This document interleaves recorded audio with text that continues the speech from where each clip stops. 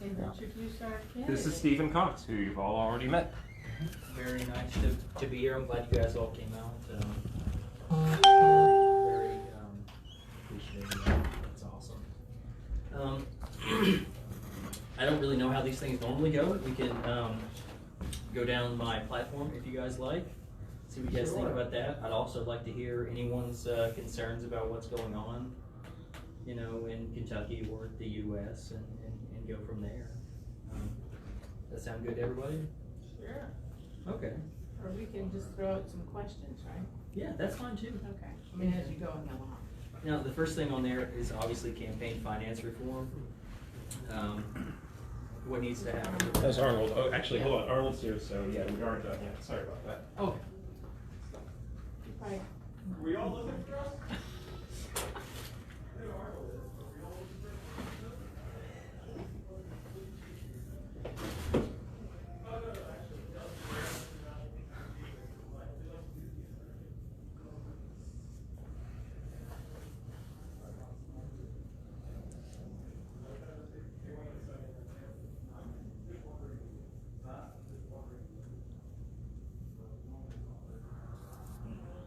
We need some good lawyers that can argue what's bad about it, like Citizens United, because Trump's got two toadies on the Supreme Court now. They're going to follow him no matter what. Roberts, I don't think, is going to allow the court to give Trump everything he wants, because he's already said he doesn't want the Supreme Court to come out looking like it's a Republican court. Yeah. And he's already voted with the liberals a bunch of times. So, but it's really strange when the Supreme Court has any sort of partisan, you know, thing going on at all. It's strange if it has any sort of partisanship, you know. I mean, well, if it's going to be justice. How's the sound, Sean? well, Okay, so that you know the Roberts answer is still a to conservative, everything that but they he do has is to voted make a with the law liberals. that doesn't say that. However, in the case of Citizens United, the Supreme Court didn't have anything to do with it. Right. Because it's a constitutional amendment that'll have to be passed. Right. And they can't override a constitutional amendment. So, which is a much more complicated process. It's not a matter of law, it's a matter of what's in the Constitution. Yeah. That's good. So. Let's see a check.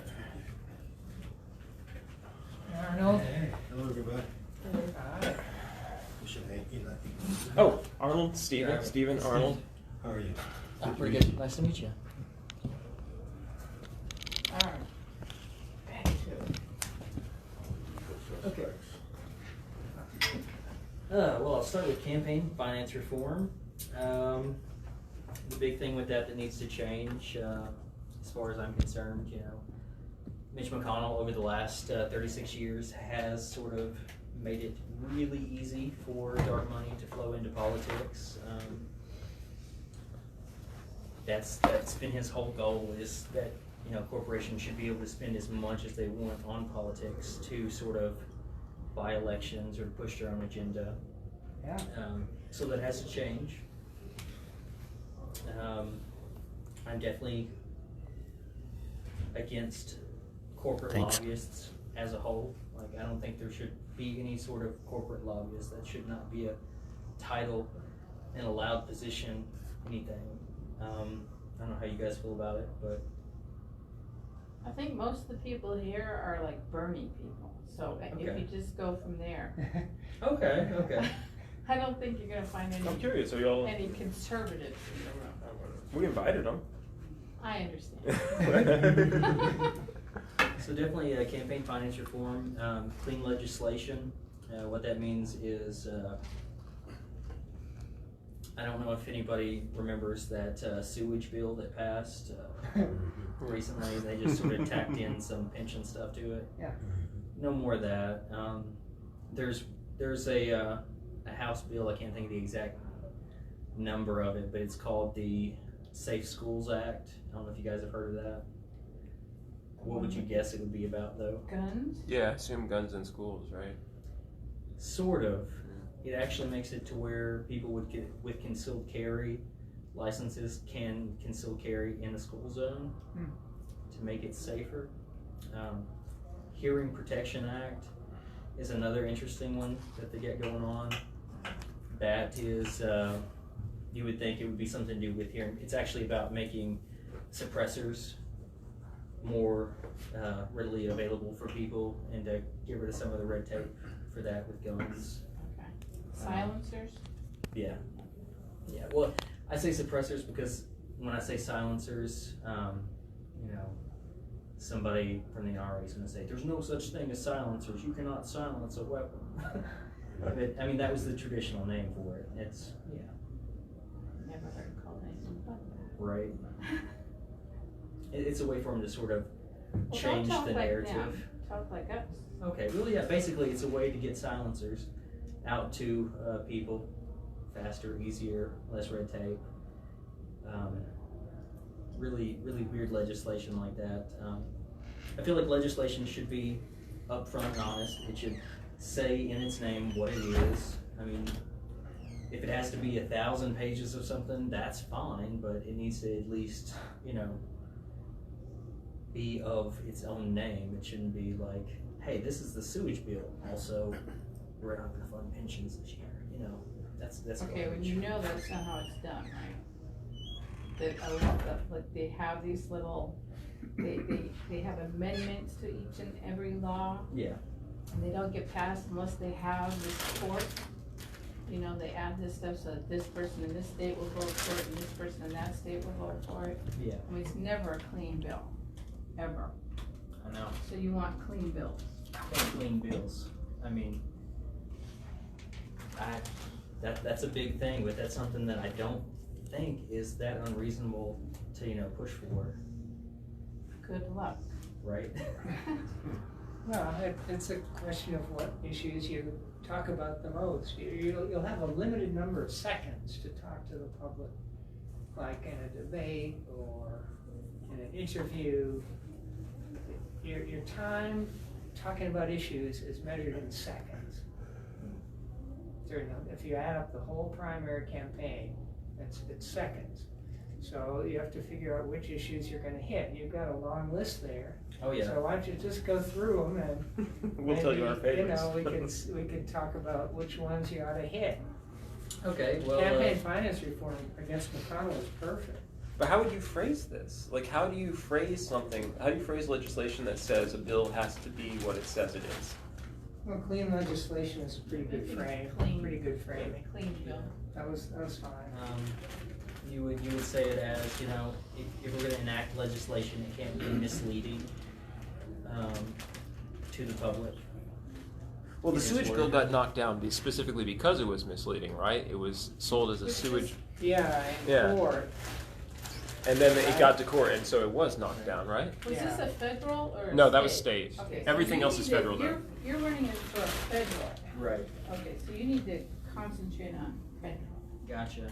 I actually want to criminalize that, though. I mean, that's something that people don't look at a lot. You know, our legislators aren't really held accountable for a lot of things that they do. I don't know if you guys know this or not, but senators especially, if they are en route to a Senate session or coming back from a Senate session, they are immune to any and all misdemeanors. They cannot be charged with any sort of misdemeanor crime, no Like matter what. speeding. Yes, speeding. You don't get. I mean, you think of what falls under misdemeanor, though. They can do any of that, and they're immune to it. Huh. And that's really. I mean, that's Well, I think insane. it takes the rest of the body to vote to punish the guy, Right. and that doesn't happen, because they're not gonna punish their own people. Right. Absolutely. I mean, it actually is there. And this is kind of like a side thing, but I think Article 18 of the Constitution, if someone acts under the color of law to take away someone's rights, they're actually in violation of law, a constitutional law, you know, and that's punishable by 2 years in prison, and it goes all the way up to the death penalty, depending on what they've done. You take things like ICE, what they're doing at the border.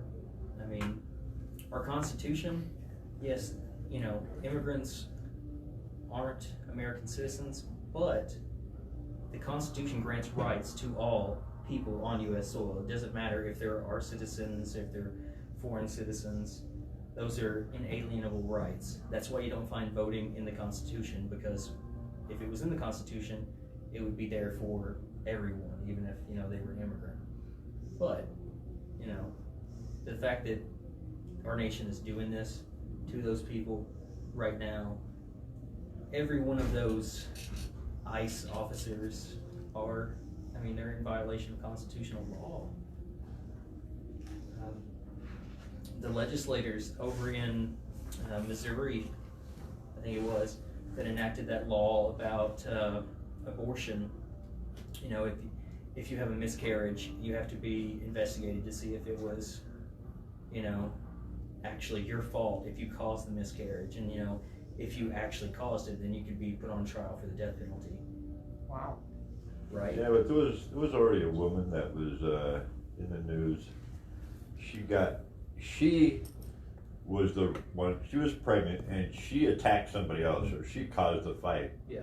And the fight, she miscarried, and originally she was arrested for killing the kid, but then in the very end, they didn't prosecute her. Not a kid. So even though I forget the exact was Alabama. details. Look, I saw it, the news about it, Yeah.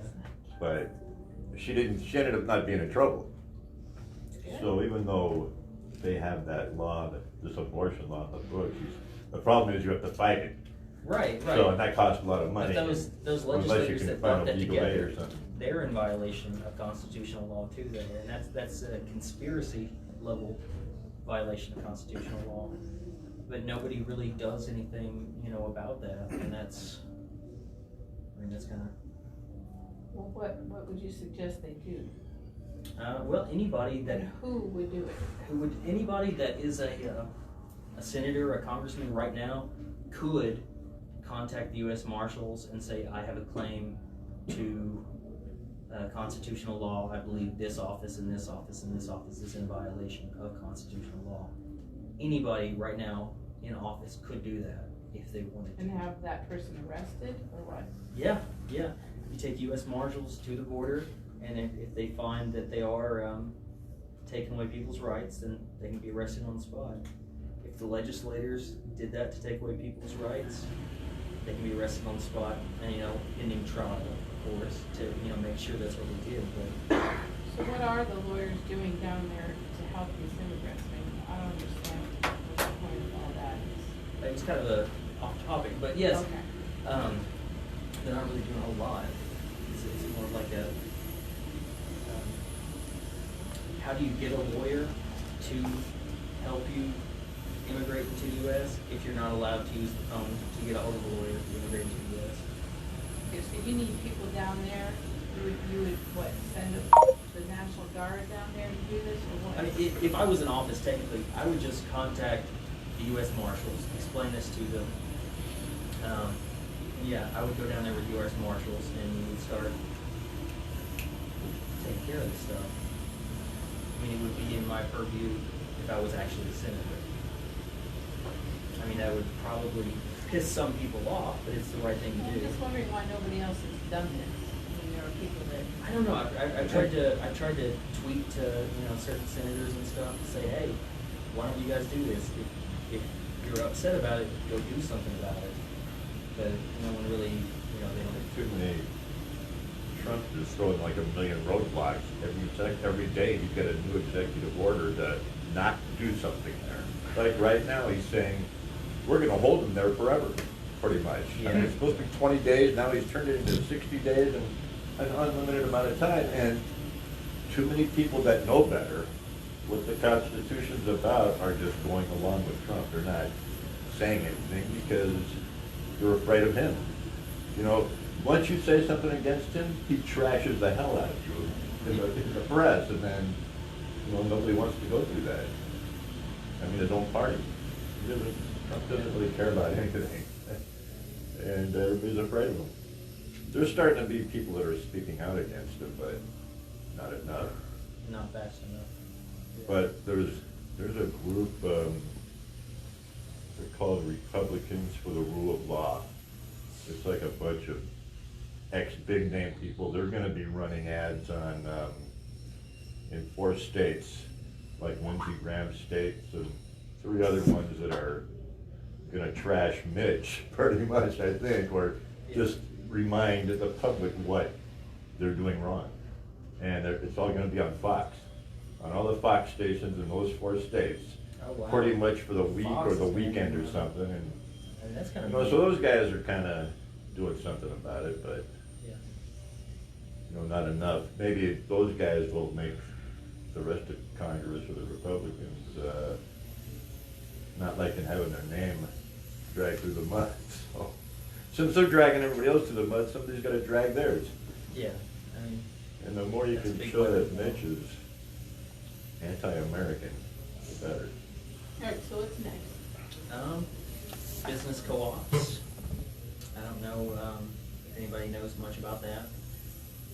Basically, business co-ops are where you have a business that is given an incentive to start, but the business is owned by the community or by the municipality, not necessarily by a corporation or an individual. The people that work there own shares in it, and that's why the labor stays there. So that way the jobs never leave. You put a factory somewhere and it's owned by the people that work in the factory in small shares, it never leaves. They have their jobs and they don't have to worry about Food being markets like outsourced. that. Food, Yeah, yeah, like supermarkets like that. And that's sort of Absolutely. like how a credit union works too. yeah. Mm-hmm. And especially in Kentucky, we could use that with other things in my platform to sort of bolster different things, like our farming communities. They're taking a big hit right now. They can't afford a lot of equipment because it's getting outrageous, and with tariffs that are currently happening, their profits are kind of on the low end, so they're not having as much income flow as they used to. So an easy way to do that would be, let's build it machinery here, Let's incentivize someone to build the machinery here and then sell it to the farmers. What are the farmers gonna farm? I want them to farm marijuana. I mean, cannabis. Marijuana is a racial term. Is it? So what? Racial. Yeah, and it does go back to some weird Very Anslinger racist. prejudice. Yeah. I did not know that, but yeah. So pronounce it marijuana, I guess? No. Yeah, put that H in Pronounce there. it cannabis. But yeah, I mean, cannabis reform needs to happen. I mean, when I was growing up, I grew up around a lot of tobacco farms, and Well, yeah, we used to grow hemp and tobacco. I mean, it's a perfect place to grow pot.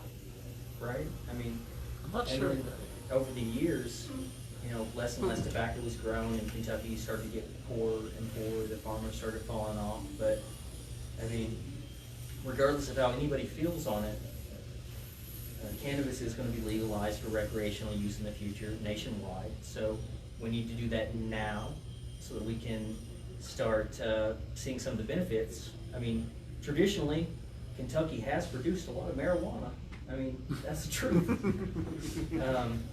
So why not regulate that and turn it into something that can actually help our state, as opposed to, continue on this same, it's this bad thing. The farmers are on board with that. They want a crop. They want to grow something because they're not being able to feed their families. And you look at states like Colorado, where they posted $1 billion surplus last year. I mean, you talk about pension reform, other things, that could be extremely helpful to the state. But isn't that state level? Like, how would you federally affect the pension? What would you do on the federal level about the pension problem here in Kentucky? Well, federally, what you do is you create incentive, you create that incentive packet to flow into Kentucky. You saw Mitch do it when he sort of gutted Medicare for all, or not Medicare for all, but the original thing before it became Obamacare, universal health care. When he gutted that, the way he kept votes in Kentucky the last cycle is he took money from a federal level and flooded it into Kentucky to help pay for medical costs and things, so that people would think, oh, well, you know, Obamacare, it's garbage, but Mitch, he's got our back, you know. Sort of like, you know, you set someone's house on fire so that you can put out the fire. Yeah, I'm the hero. You know, ridiculous stuff like that. Really, on a federal level, I would just push for that to be, you know, federally legal everywhere. I would push funds to Kentucky to try to, you know, leverage that. Being in that spot would give me the ability to speak to people on the state level and say, hey, this is what we need to do. This needs to be our agenda, and really push them towards that. I believe Conway is one of the people running for agricultural commissioner. Robert Conway, very good guy. I've spoken to him about some of these things. He seemed pretty happy to hear about it. So, I mean, you guys are here for me, but definitely look into Robert Conway as well, because he's in with this whole sort of plan, and he wants to make, you know, Kentucky actually start to get money. Robert Conway is great. Did you Definitely interview like him? to see you too. Yeah, I've met him and interviewed him. So Okay. yeah, he's going to be on the show too. But yeah, you guys are really in line with, from what I've talked to both of you about with that. So hopefully you'll both, you know, be in there and be able to work together on that. Oh yeah, I mean, all he wants to do is, I mean, he was a farmer. He wants to be a farmer. He wants to give He's people still a the farmer, ability yeah. to farm. And you know, marijuana or cannabis is going to produce a lot more than corn is going to, and that's going to produce a lot more revenue. And that can go into tons of things like education. I say education because my kid just started kindergarten, and I'm not too keen on what's going on with education right now, but that's a different topic. Yes, anyway. Of course, there's Citizens United. We were talking about that a little bit. That's going to be a really big thing to push. But, you know, flipping the Senate is really going to help that get taken away. What would you do to end Citizens United? What would I do to end it? Yeah, what would you do? I would just propose a bill to end it, to strike it from, you know, legislation. It has to be done in the Constitution, right, have that. Yeah, I mean, there would have to be an amendment, but, I mean, that's, How many states does that take? 3/4. How many? Well, but there are 2/3 of things- both there are things houses, that you can do that. states. There are Some- things that can be done just through legislation. yeah. For example, public financing in each state, or public financing of federal elections, would cut into the money, you know, the legalized bribery thing we have now. Public financing can be done legislatively without running afoul of the Supreme Court decision. There you go. I got you. So frame that. That way, legislation. Okay. Because I don't think we're gonna get Don't an worry, amendment in our lifetime. I know, we might, honestly. I do see. Maybe your lifetime, but not. Okay. It might seem dark right now, but usually it gets the darkest right before people wake up and things flip back on. All right, so how do you feel about, let's move on to something else that's federal, like war. War? Yeah. Yeah. Okay. Well, I'm not a big fan of the military-industrial complex that we have going on. I mean, I understand that's why we keep putting money into our military, but I mean, we spend more than the next 12 nations combined on military, but our troops aren't taken care of. They don't have health care. All the money goes into weapons development, weapons production. It's just a money-making scheme. I mean, it doesn't actually help people at all. It only enriches the rich and kills people. And I don't like the idea of, you know, in Yemen, say today, there's probably gonna be an explosion, and it's probably gonna be a bomb that says made in the USA. And that really, really sucks. I mean, I don't like that. I don't like that we're responsible for that. Well, what would you do I mean, how many wars are we in? That's not a fair question. You can start, Well, how start many supplying can you- weapons to Saudi Arabia. That would be a good start. That Yeah, would be a that good would be start. smart. Yeah. To any corrupt nations just for money. And you can determine where the budget goes. I mean, we could start with just the 3 main places that we are. I mean, what would you do to get out of them? Iraq, Afghanistan, Yemen. Syria. Oh, Syria, right. Yemen. Somalia. That's 4 big ones. Yeah, all right, 4. Venezuela. Well, I mean, on Well, that, you and just, leave Venezuela you press the alone. budget.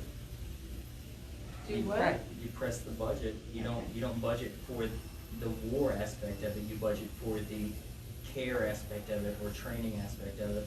So when it comes to, I mean, they just passed the big bill, you know, and they had all kinds of amendments, so all kinds of Democrats voted for it. So how would you not vote for that bill? Or not vote for it? Yeah, how would you make it so Yeah, that? they make these huge bills with all of these amendments in them. That in And- order and to then- take care of the troops, you have to stay in the war, you know, it's Yeah, like. they combine them, so your clean Yeah. legislation could actually attack that and say, we need separate bills. Yeah. We shouldn't have these huge omnibus defense authorization bill. We should fund each program separately and vote on each one separately. Right. Could try to propose that. But we don't have to go to war to fund our troops. That's not true. Right. I agree. It's tax dollars that funds, you know, that. And we could spend a lot less tax dollars and create a much better society just by taking How care about of our bringing troops. closing some of these bases all over the world? How many of those do we have? 920? It's something ridiculous. There's, I don't think anybody Almost knows. 1,000. So I the didn't know there 900 was odd one in Greece. Anywhere from US American 700 bases, up. Which one's your favorite? Those are just the ones on record. Yeah. Well, I mean, I personally, I don't know exactly what or how valuable each base is in each place. I know the ones in Japan, you know, we couldn't get rid of those because that was kind of part of our agreement when they decided they weren't gonna I have thought it. they didn't want us there anymore. I don't know if they do or not, but part of our, you know, treaty with them was they could only have a national defense force, but we had to be their army and protect them if it ever came to like a, you know, That was a how many conflict. years ago? I mean, it was World War II, but Time to change. I mean, we have to allow them to have an army again, which I mean, I think that's fair. Why are we the ones to tell anybody what they can or can't do? Why is America the police of the world? Well, that was, with the Japanese, that was part of, That was back in World War II, Yeah. okay? I mean, look at Germany. Germany's doing whatever they want. I mean, that, international agreements. That's just the way they are. I mean, This is the Trump is question. intent on breaking every single one of them, but Where are you on the UN? what do you mean? Are you for or against the UN? Like, do you want to work with the UN or not I work with the mean, UN? I think we should work with the UN. The UN, the idea of the UN is a much better thing than what the UN actually is. I mean, you look at European Union, you know, and you know, Brexit happening, so that's a bad thing, but I mean, at some point, we're gonna have to become part of a larger world. I mean, I hate to say, you know, like a one world government would eventually need to happen, but, you know, maybe not a one world government, but maybe the UN needs to be empowered enough to actually handle these sort of things between governments. I mean, we're at a point now where we don't have to fight everything in a war. Things can be about diplomacy and about trade, and you know, trade is its own kind of war anyway. Okay, so are there some more issues that you haven't gotten to? Oh yeah, absolutely. Very small issue is federal holidays. I would like to pass legislation that would penalize employers for forcing their employees to work on federal holidays. That's just a personal thought of mine, you know, being a working class person. Because you have to work on federal holidays, or? Yeah, I mean, absolutely. Because I don't even, is anybody open on a federal holiday? Or besides like fast food restaurants and? More and more stores are starting to do it. They're seeing that people are gonna be out and doing things, so they're putting more people in the stores. I mean, if you wanna work on a federal holiday, that should be fine, but I don't think anybody should be forced to. I mean, 3 years ago, I worked the entirety of I worked for Walgreens, right? So I opened the store up, I got everything out, make sure everything was running. I was there from open And nobody comes in. to close. Oh no, it was busy. It was Okay. it was insane. But I mean, there was me and 2 other people, and we had to be there, you know, for customers or for the business or for whatever. And really, I mean, that destroys people's family life. I mean, it does. It's garbage. That was actually the first year I was married. So, you know, I'm at this store all day, and you know, my wife's at home crying all day because she's from, you know, upstate New York, and she doesn't have any family. So, you know, she was just alone all the time. Federal holidays are something. There's a reason they're called federal holidays, and I think employers need to kind of step it back. How do you feel about elections as a federal holiday? Do you support that? Absolutely.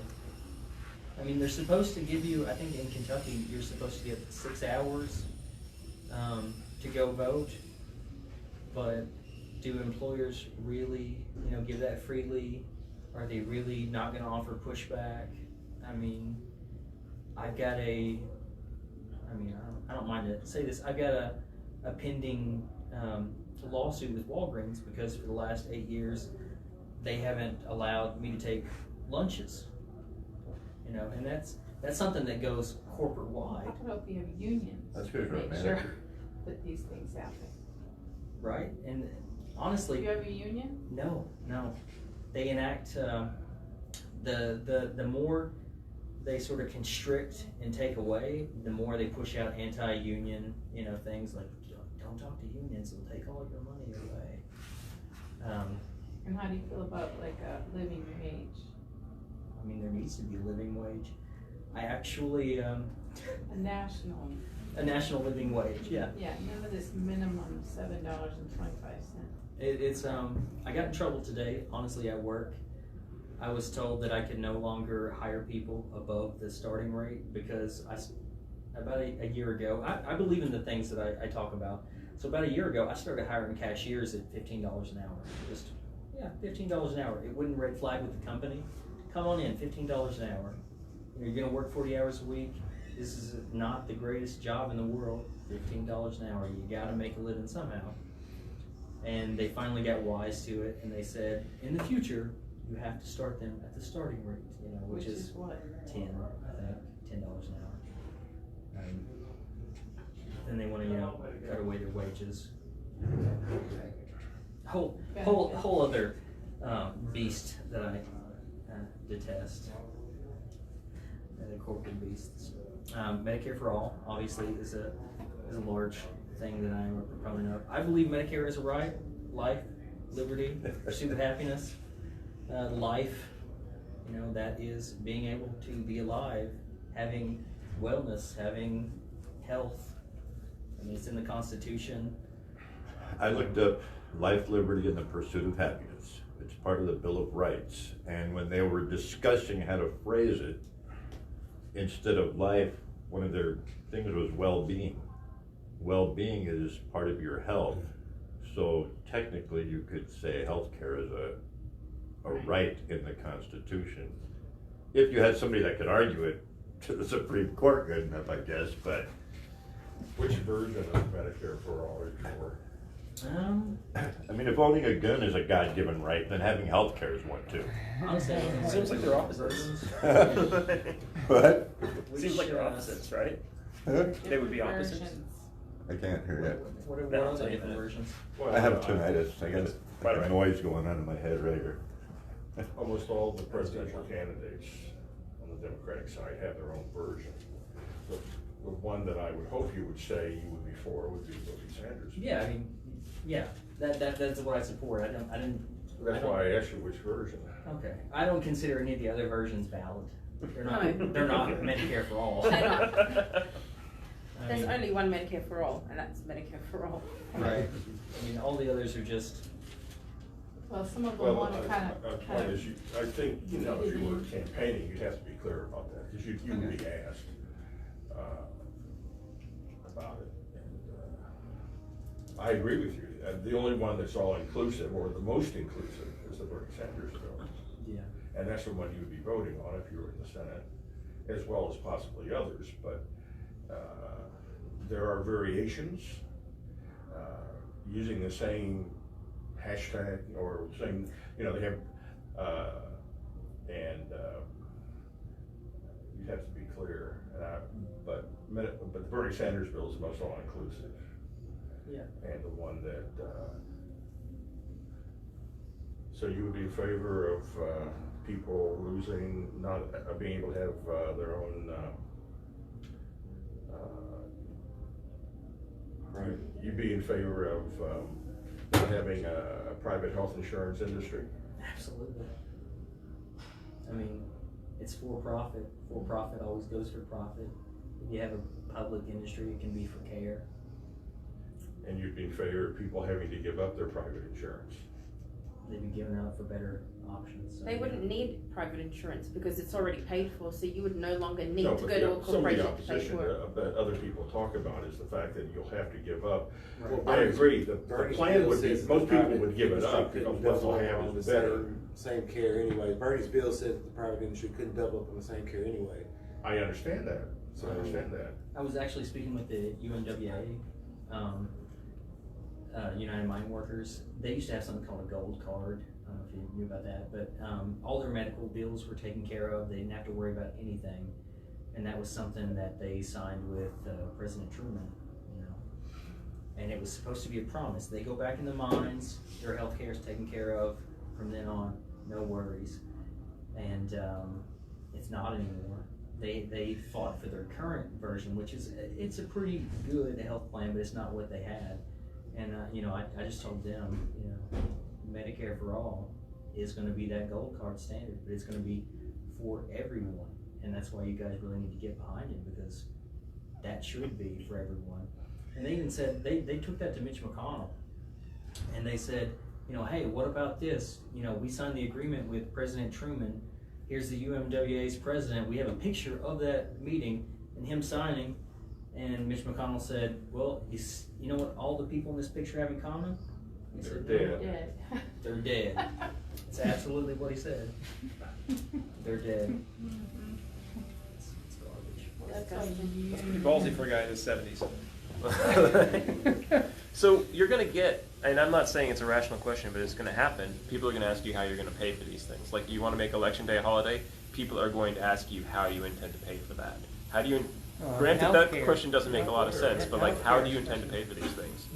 To pay for election day as a holiday? Yeah, that's the least sensical question that you'll get. But yeah, like, how are you going to pay for these Healthcare. programs? Anything that helps the people, they're gonna ask you how we can afford it. Yeah. Gotcha. Well, Medicare for all, the way it's framed is on like a 4% gradient, based on how much your family income is.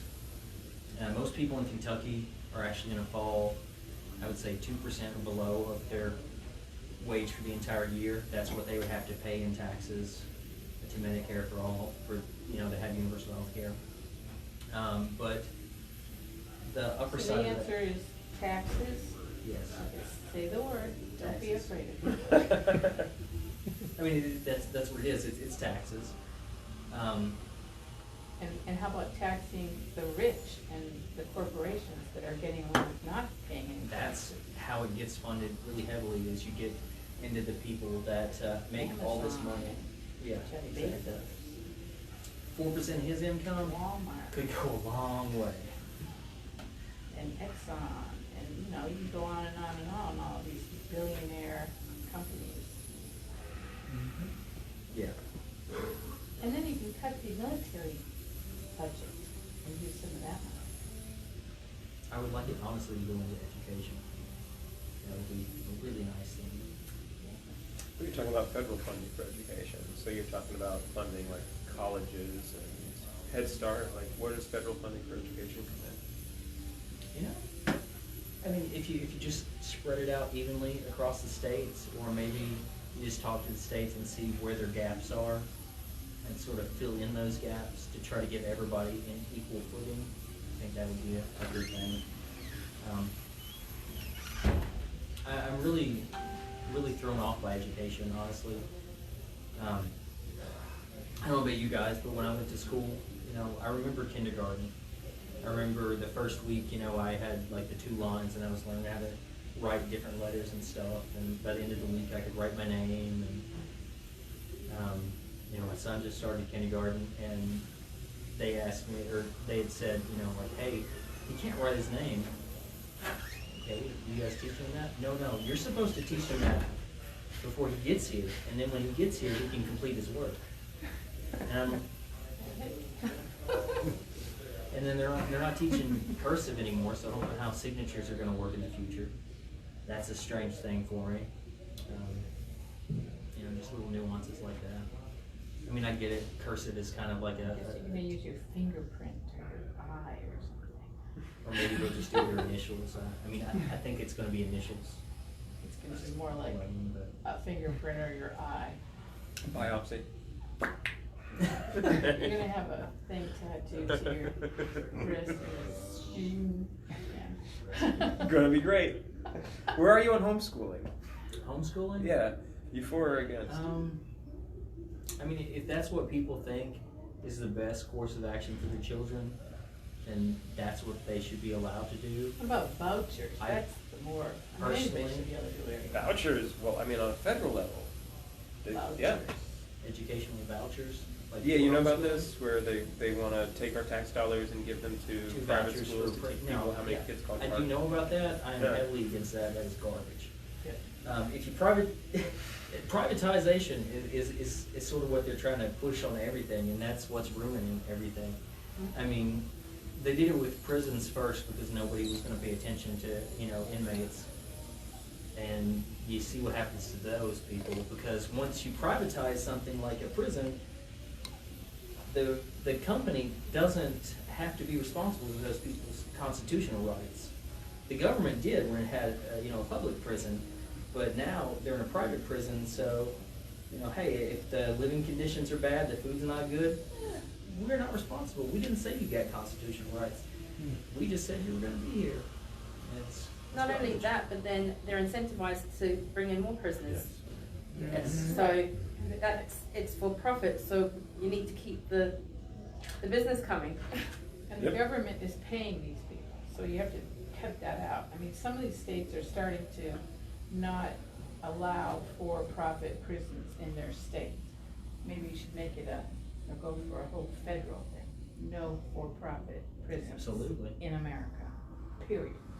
Well, one thing about that, I believe the majority of the private, I'm not sure if it's the majority of the private prison population is people in there for immigration issues, or if it's the majority of people that have immigration issues go into private prisons. But there's a very strong connection there, and that might also tell you about, you know, a lot about what's going on with immigrants at the moment. Right. I guess we're all calling them concentration camps now, but those are all private. You guys, concentration Yeah. camps. Yeah. Yeah. I'm sort of pleased that we're all calling them that now. Yeah. I mean, that's what we are. It's accurate. Um, They're not death camps. They're just concentration camps. yet. That's right. Yet. That's right. They're Well, going that way. they're getting there. Yeah. I'm also for the modernizing of property rights. haven't really spoken on that a lot.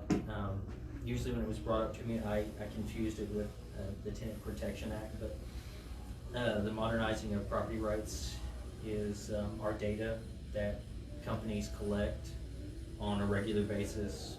Right now, you know, our phones are listening to us.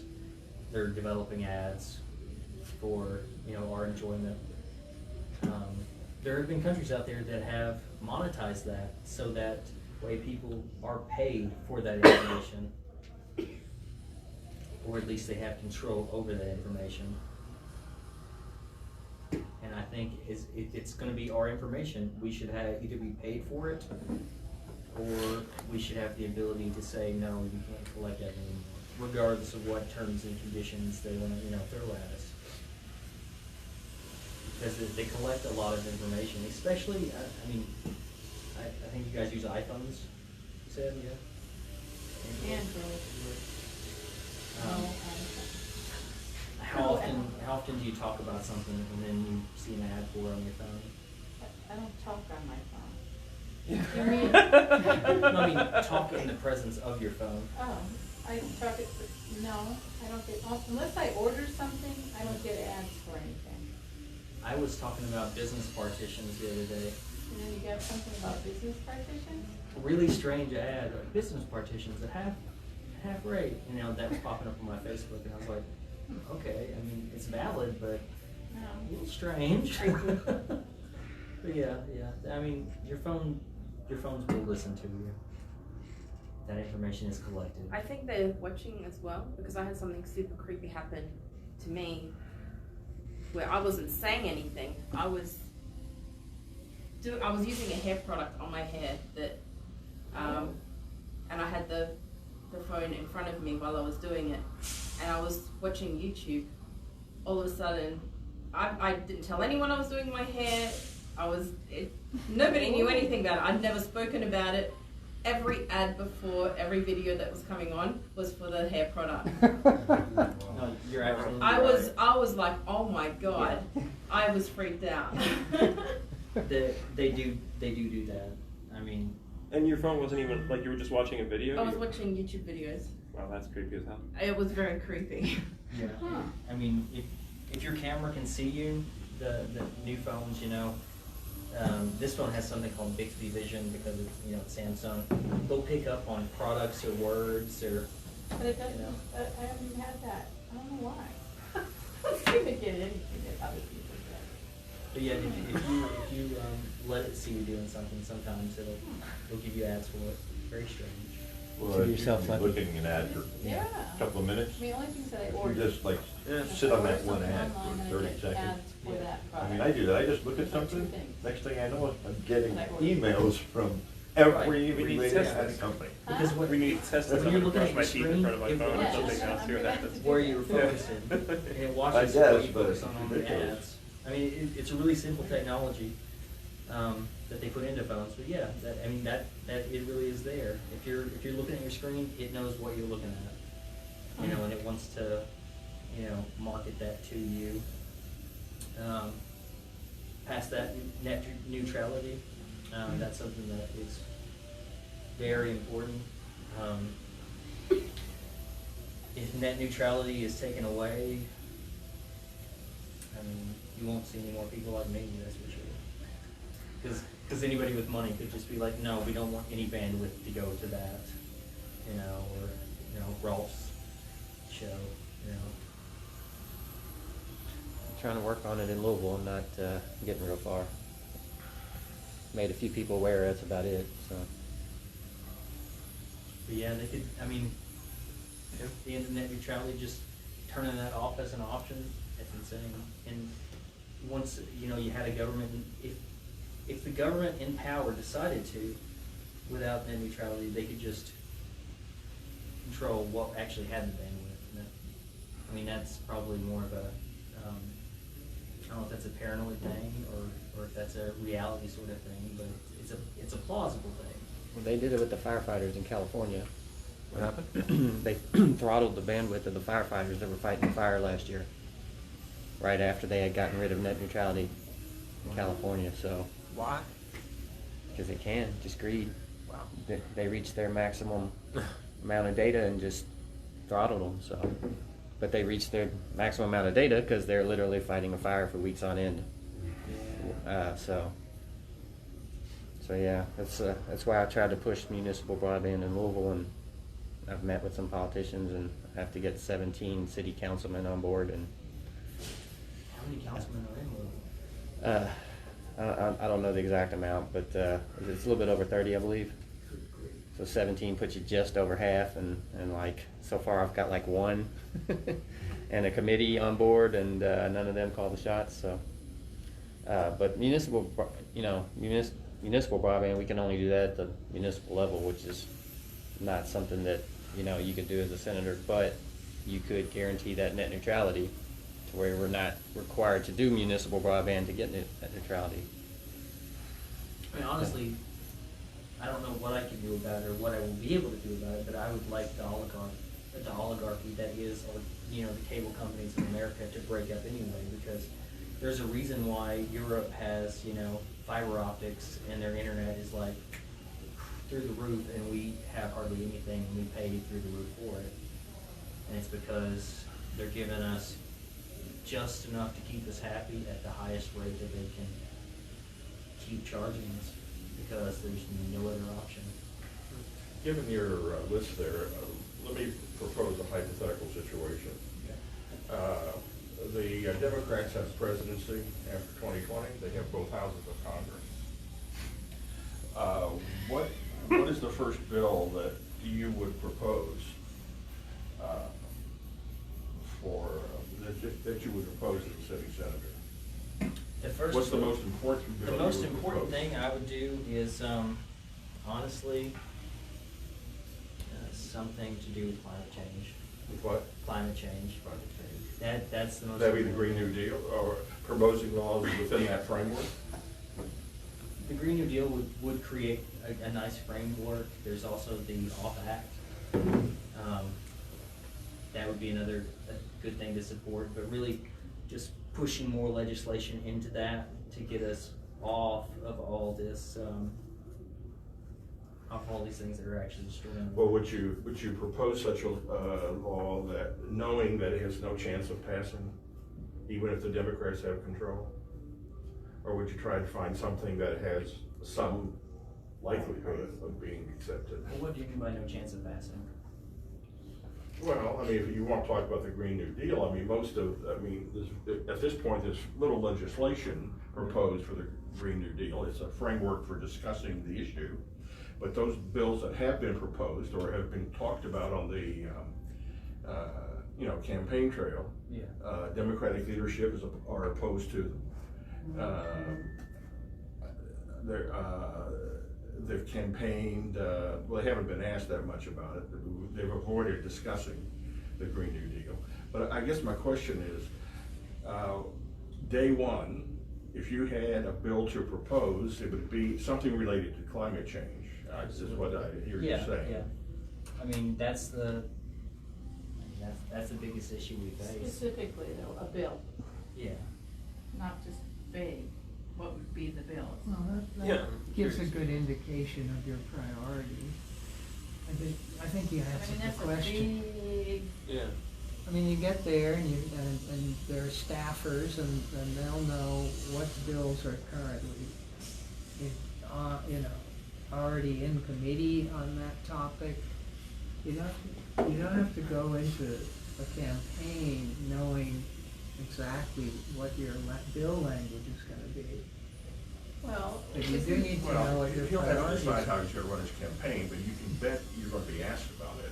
Running for a federal office. Yeah. Running for a state office might be a little bit different, but running for a federal office, there's going to be people who are going to ask you about that. And, I don't think we're here to solidify your campaign strategy or anything like that, but I'm trying to see more of the big picture as to what is most important.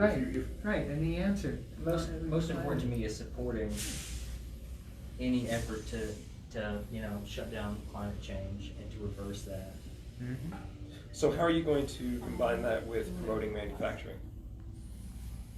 Well, I mean, manufacturing doesn't necessarily have to affect climate change in a negative way. I mean, I mean, any sort of manufacturing is resource intensive. right, and you know. Yeah, it but can if you're be- manufacturing solar panels, you're helping to solve the problem. Everybody can't be. Well, even that takes rare earth minerals. Right. Huh? Right. And everybody Even that takes can't be rare earth minerals, so. Manufacturing the same thing. I mean, Not that even- I'm against it or Even anything. farming takes up Yeah. really a Yeah. lot of really bad. Well, you don't look at, basically, you break it down into a pie chart. You say what is actually the thing that we can cause the most change in. What is that? It sounds silly, but you know. Well, some of it could be educating the public exactly what. There's a lot of people that think climate and weather are the exact same thing. Right. I mean, I have a lot of friends, they go, oh, it's sunny out. Or it snowed, so where's global warming coming from?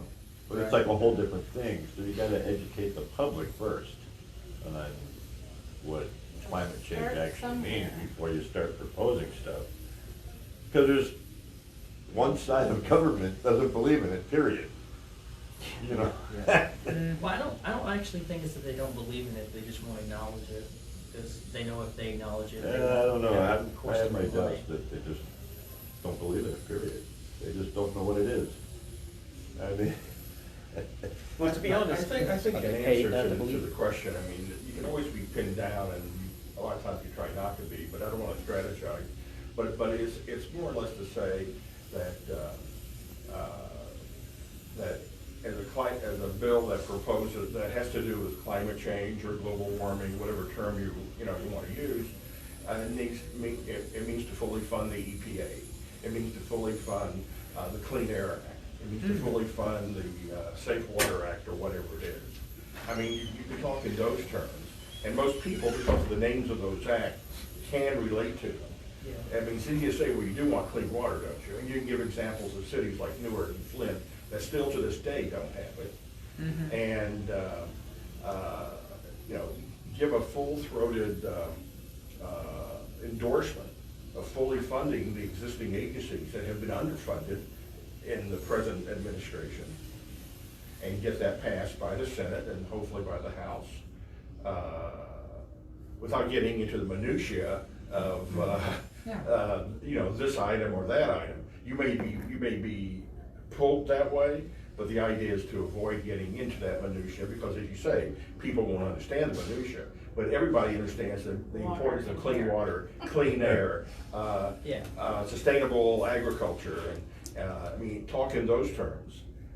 And I mean, that's what the bill, and that's what the bill should, you know, whatever bill you propose should recommend.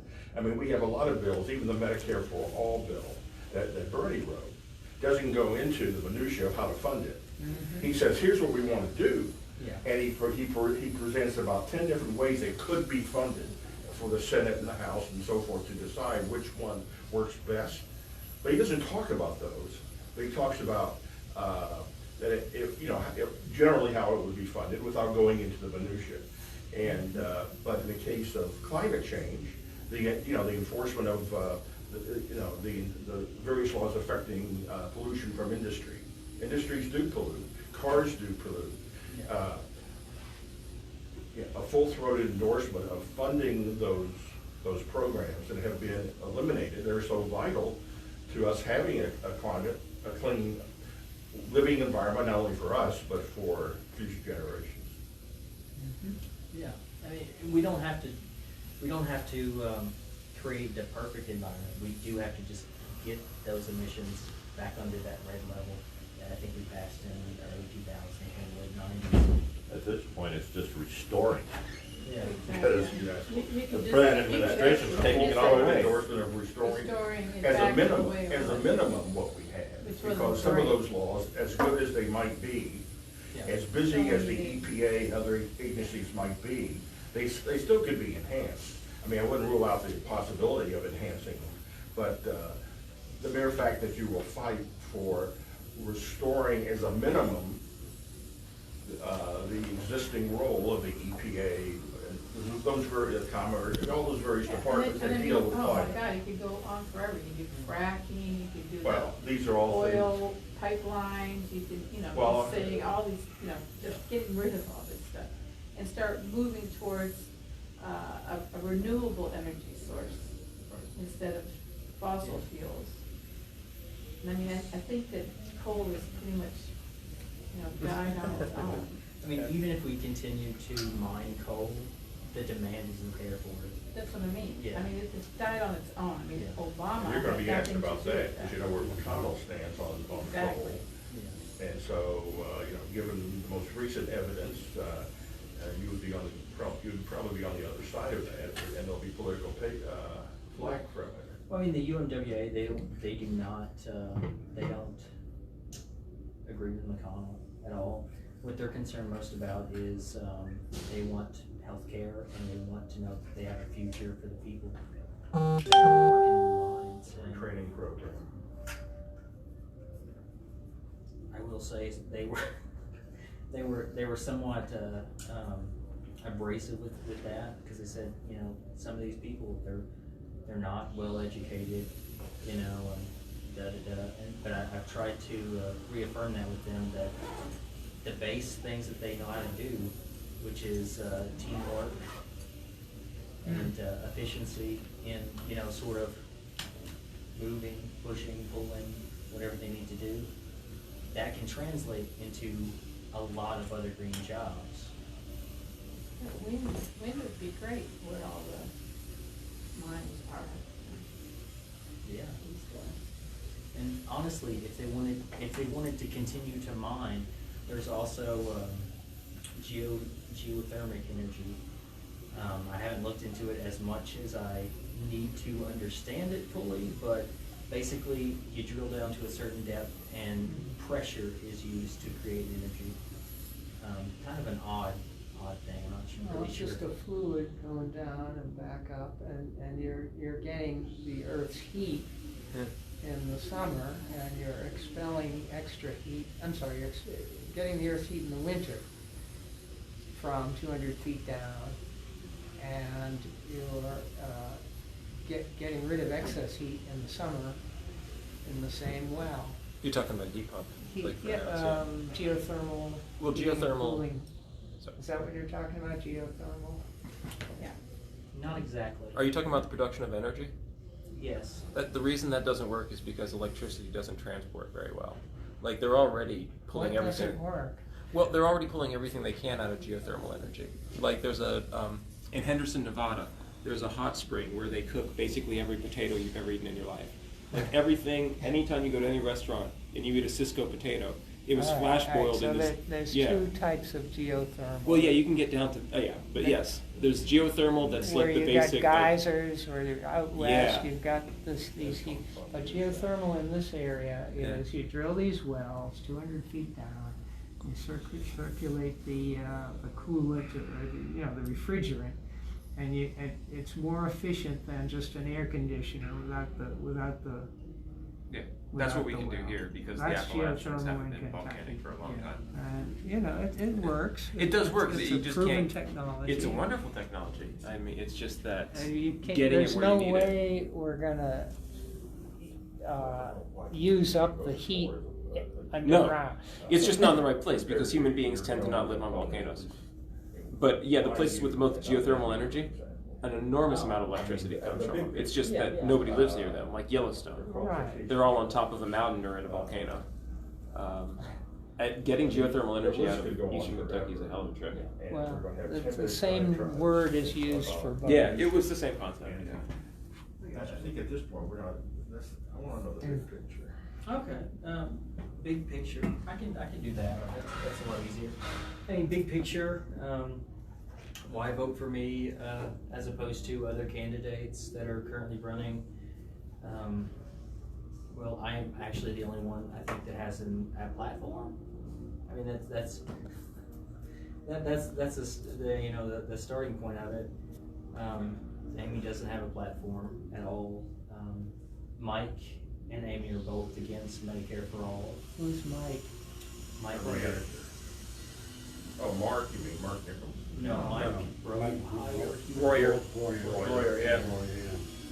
Was that you that said that about Royer yesterday on Twitter, or was that one of the people that you've got working with you? Like somebody implied very strongly that McGrath got Royer to run, which is hard to. Oh, that was me. That was me. So why do you think that, out of curiosity? Well, I mean, in his first interview, he said that before he decided to run, he went and talked to Amy McGrath because they had a connection because they were both Marines. And after talking for some time, he decided that he should run for office too. Against her.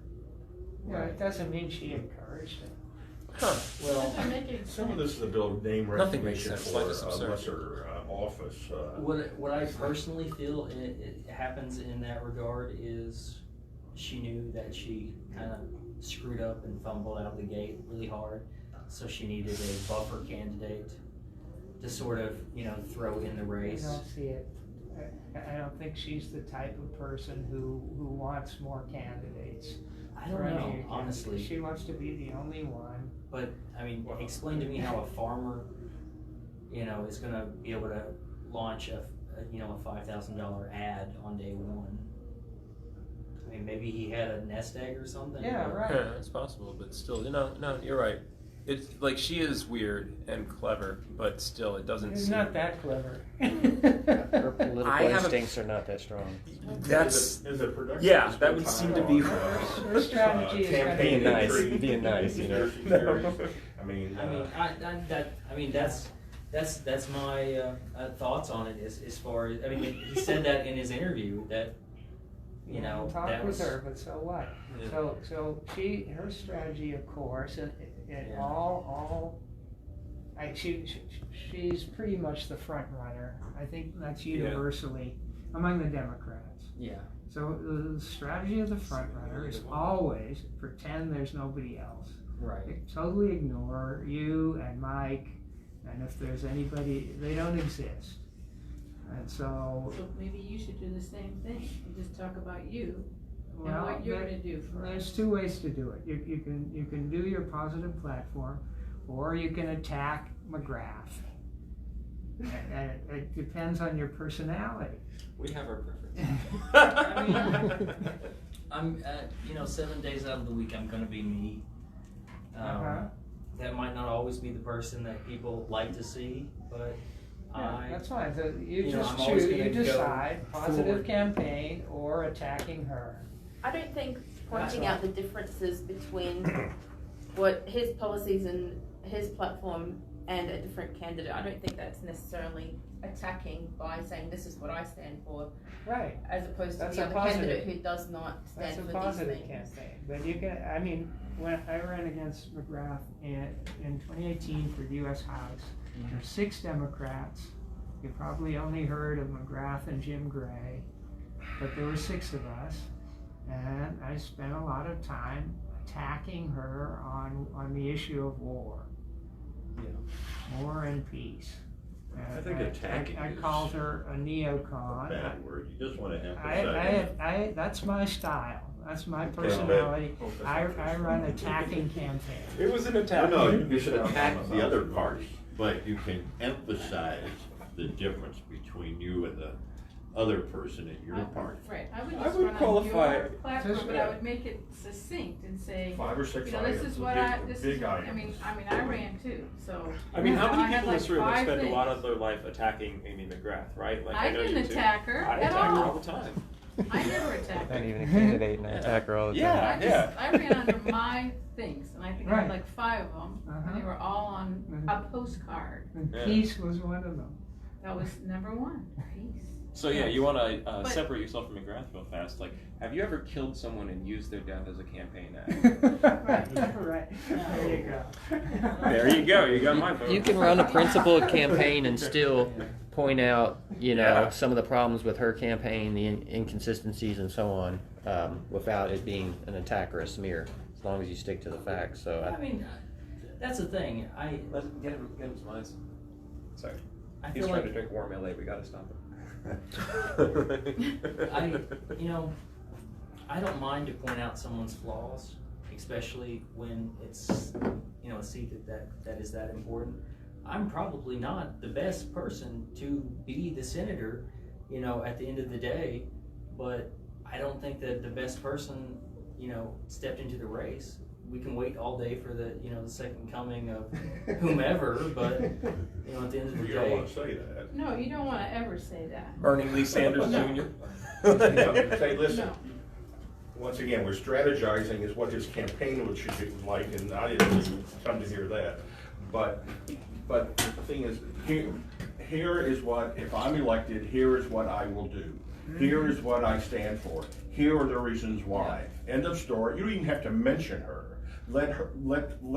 That'll come automatically if and when, and if there should ever be any debates, okay? Or newspaper interviews or TV interviews. People will ask you to contrast more specifically. But it's far more important that we learn what you're about. Here is the fighting I will do on your behalf.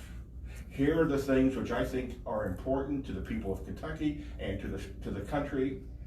And these are the things I am for. Never mention, and here's why I believe this, and here's why it's better than any other candidate running. You don't have to attack her. Let people, she will have to respond. People will ask her, well, like you know, your candidate, your opponent said that he has a better Medicare, better medical plan, Medicare for all or whatever, universal health plan. Why does he think his is better than yours? And she'll have to defend her position. So that's not an attack. That's asking her to defend why she's opposed to it. Okay? So that'll happen without you know, causing it to happen, other than being forthright in your, what you stand for, who you'll fight for, why it should be done, why your plan is good. Yeah. That's That good. doesn't require an attack on her I feel or you. on any other candidate. Yeah. Even if Mac Jones got into it, you don't have to attack him or any of the others. Yeah, man. Why am I better than the rest? Why you should vote for me? You don't have to sue them. You don't have to attack them. You don't have to do all this stuff that just creates angst between the candidates and wastes a lot of time. Airtime. Jeff talks about having so little time available, which is true.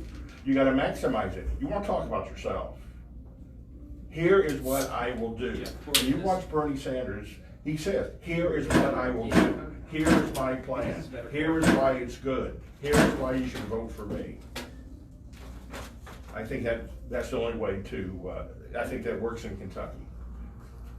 Steven, I got two questions I want to get out before we run out of time. I think they're important, and one of them probably won't be raised unless I raise it. The first one is, America's in this weird position where it's becoming the richest and poorest country at the same time.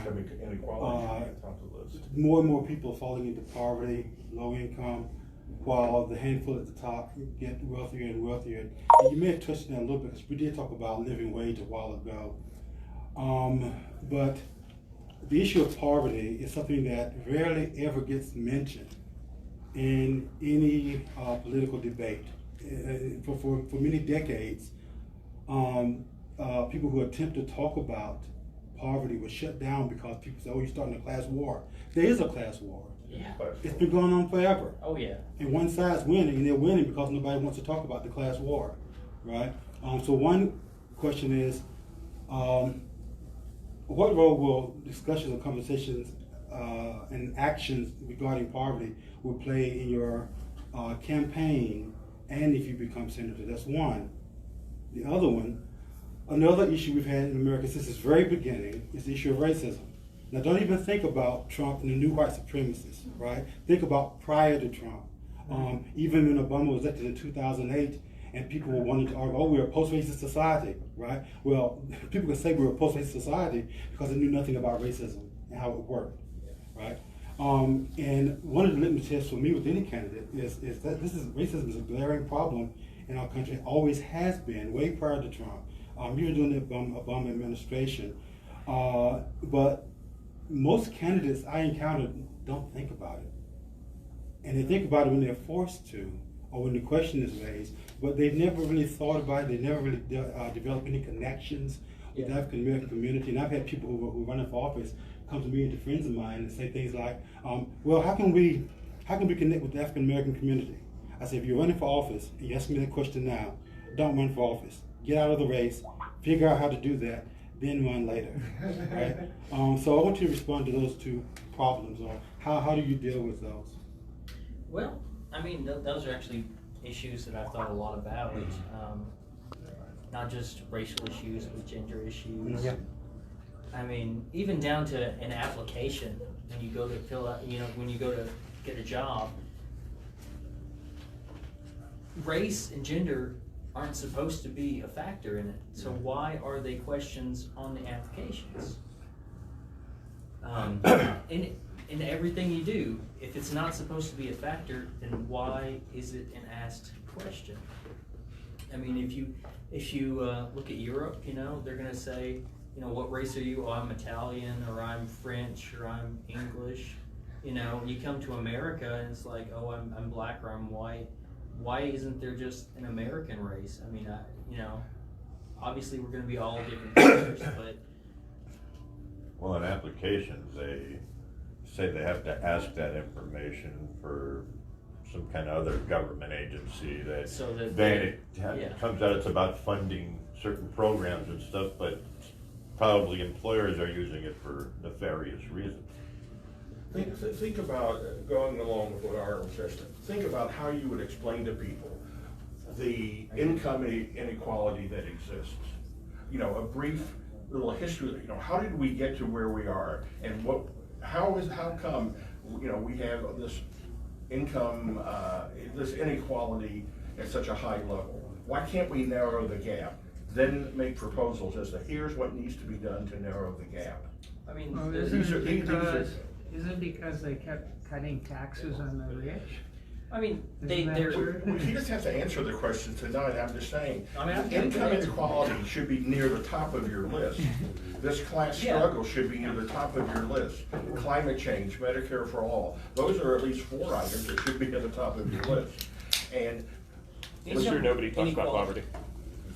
Income inequality, at least in my opinion, a lot of that stems from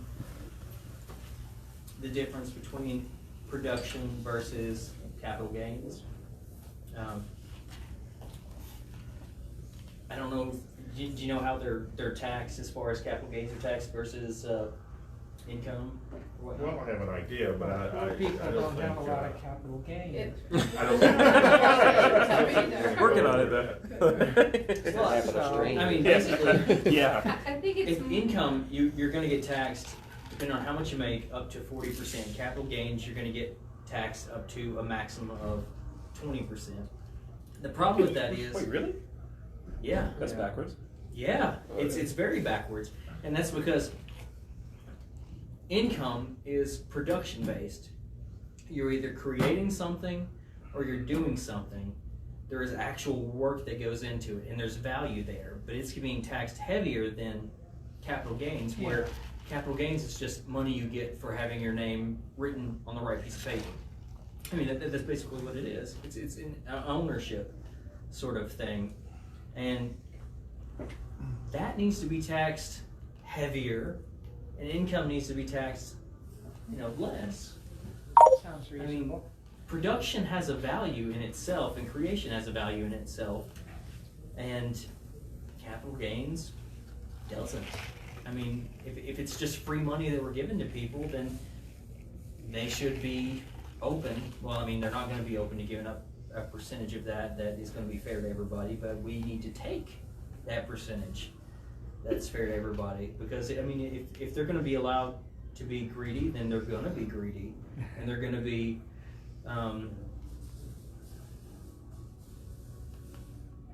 real shits about it.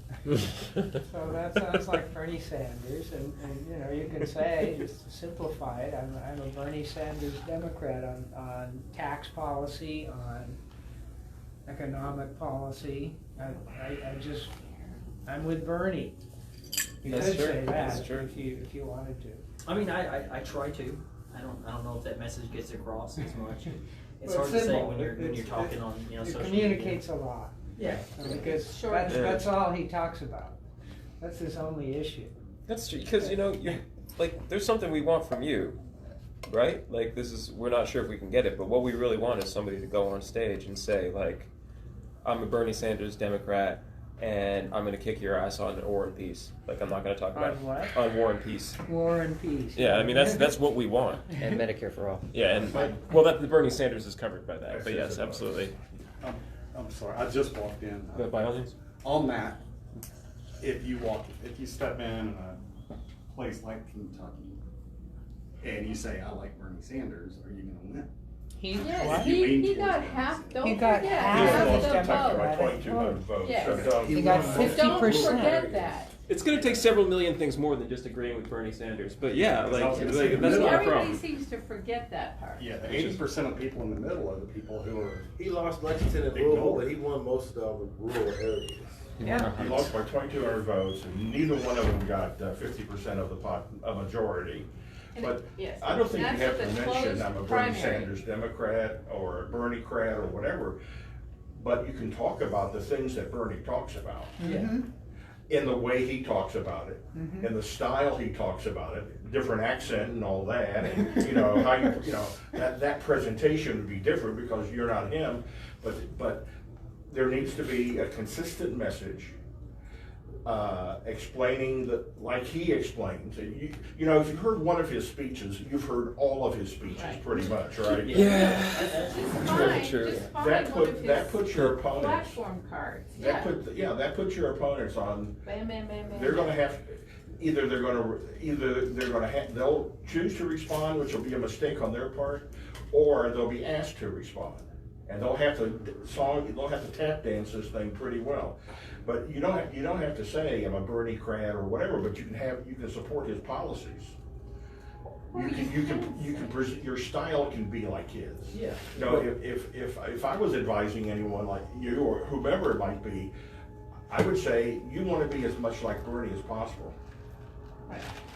Actually, I want to be like Bernie in temperament, which can be caustic at times, in temperament, His new in temperament. consistency, Yeah. in style, yeah, he's pissed. in knowing the issues, at least from his point of Bernie view. kicks I mean, ass I though. will say that's one thing about, Haley's kicking ass like you know, when I started to run, that I was really annoyed with, Democratic politicians is they're kind of like, I don't know if you're familiar with the term, but they're milky toast. Yeah, They're just, that's one thing there's no- Amy can't do.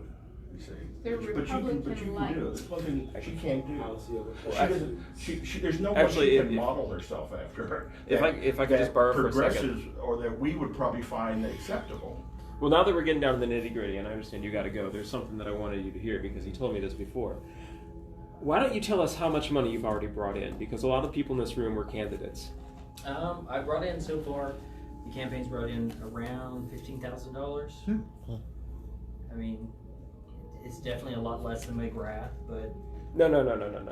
They're acting calm. We know how much money that is. That's a lot of money. That's very good. okay. That's good. That's good. Okay. I want to say maybe two more things. One is, I would advise you to get connected to the African American communities and people who work on race. Because the way you started your answer, I can tell you're going to give it sort of a traditional, white liberal kind of answer, which is not the right answer. We could talk about. I'd be happy to talk with you about that, and about. I'll be happy to talk to you about that. Also, I think I should bring to everybody's attention how quickly the topic of race dropped out of the conversation. Yeah. Just be mindful of that. Yep. Okay. That's all. But in fairness, how do you think we should handle it? Like, what do you think? What do you The think should be subject said? of race About dropped out of race? the Yeah. conversation. Well, give us an example. Well, first of all, it dropped out way too quickly. How we got Yeah. started. It changed. Who? The topic of race. Secondly, in terms, I don't have any hardcore answers to how we should handle it, but I do have some, suggestions about how we should think about it. So what I'm looking for is kind of an awareness of the institutionalized and systemic forms of racism. And I think your answer where you were going, when you said, why can't we all be American, it's almost like a kind of color blindness, right? Yeah. It's too early to be colorblind. Because when you That's the point. take the colorblind position, you then do not see racism as it's actually happening, right? And the long-term effects of racism, you don't see it because you're colorblind. And I have no problem with seeing color. Yeah. I'm a black man, and if when I walk in this room, if any of you didn't recognize me as a black man, you're lying. That's one big part of what we were talking about, and it kind of happened in this conversation. I didn't want to assume your gender. When we were talking about America versus Europe, and why an application was saying like Italian, and then here in America you have white or black, because we're in a post-slavery society. So that's the reason why. So let's say Italians, the Irish, whoever came over, we have the front of the bus and the back of the bus. You're going to be white, you're going to be black. You know, so that's kind of where that's where that systemic racism.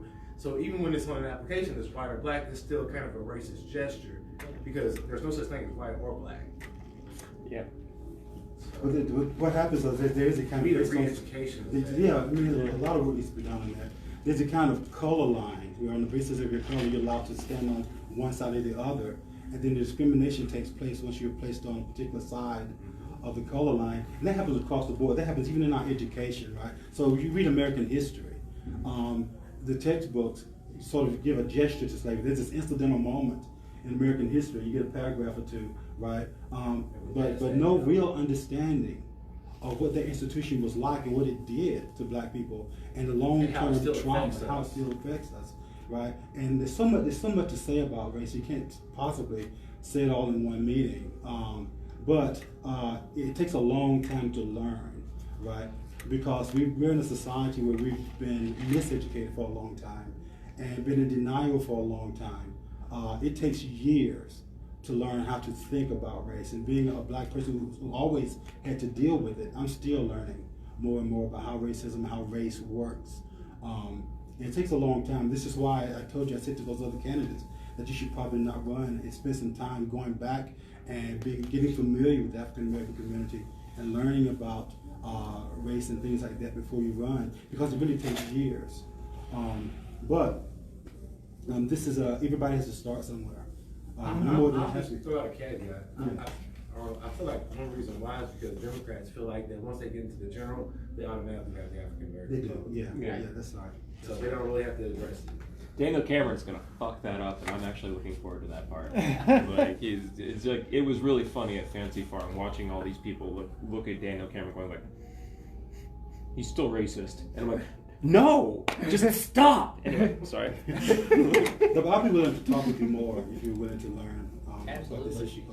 For the last year or two, I've been talking to candidates and just.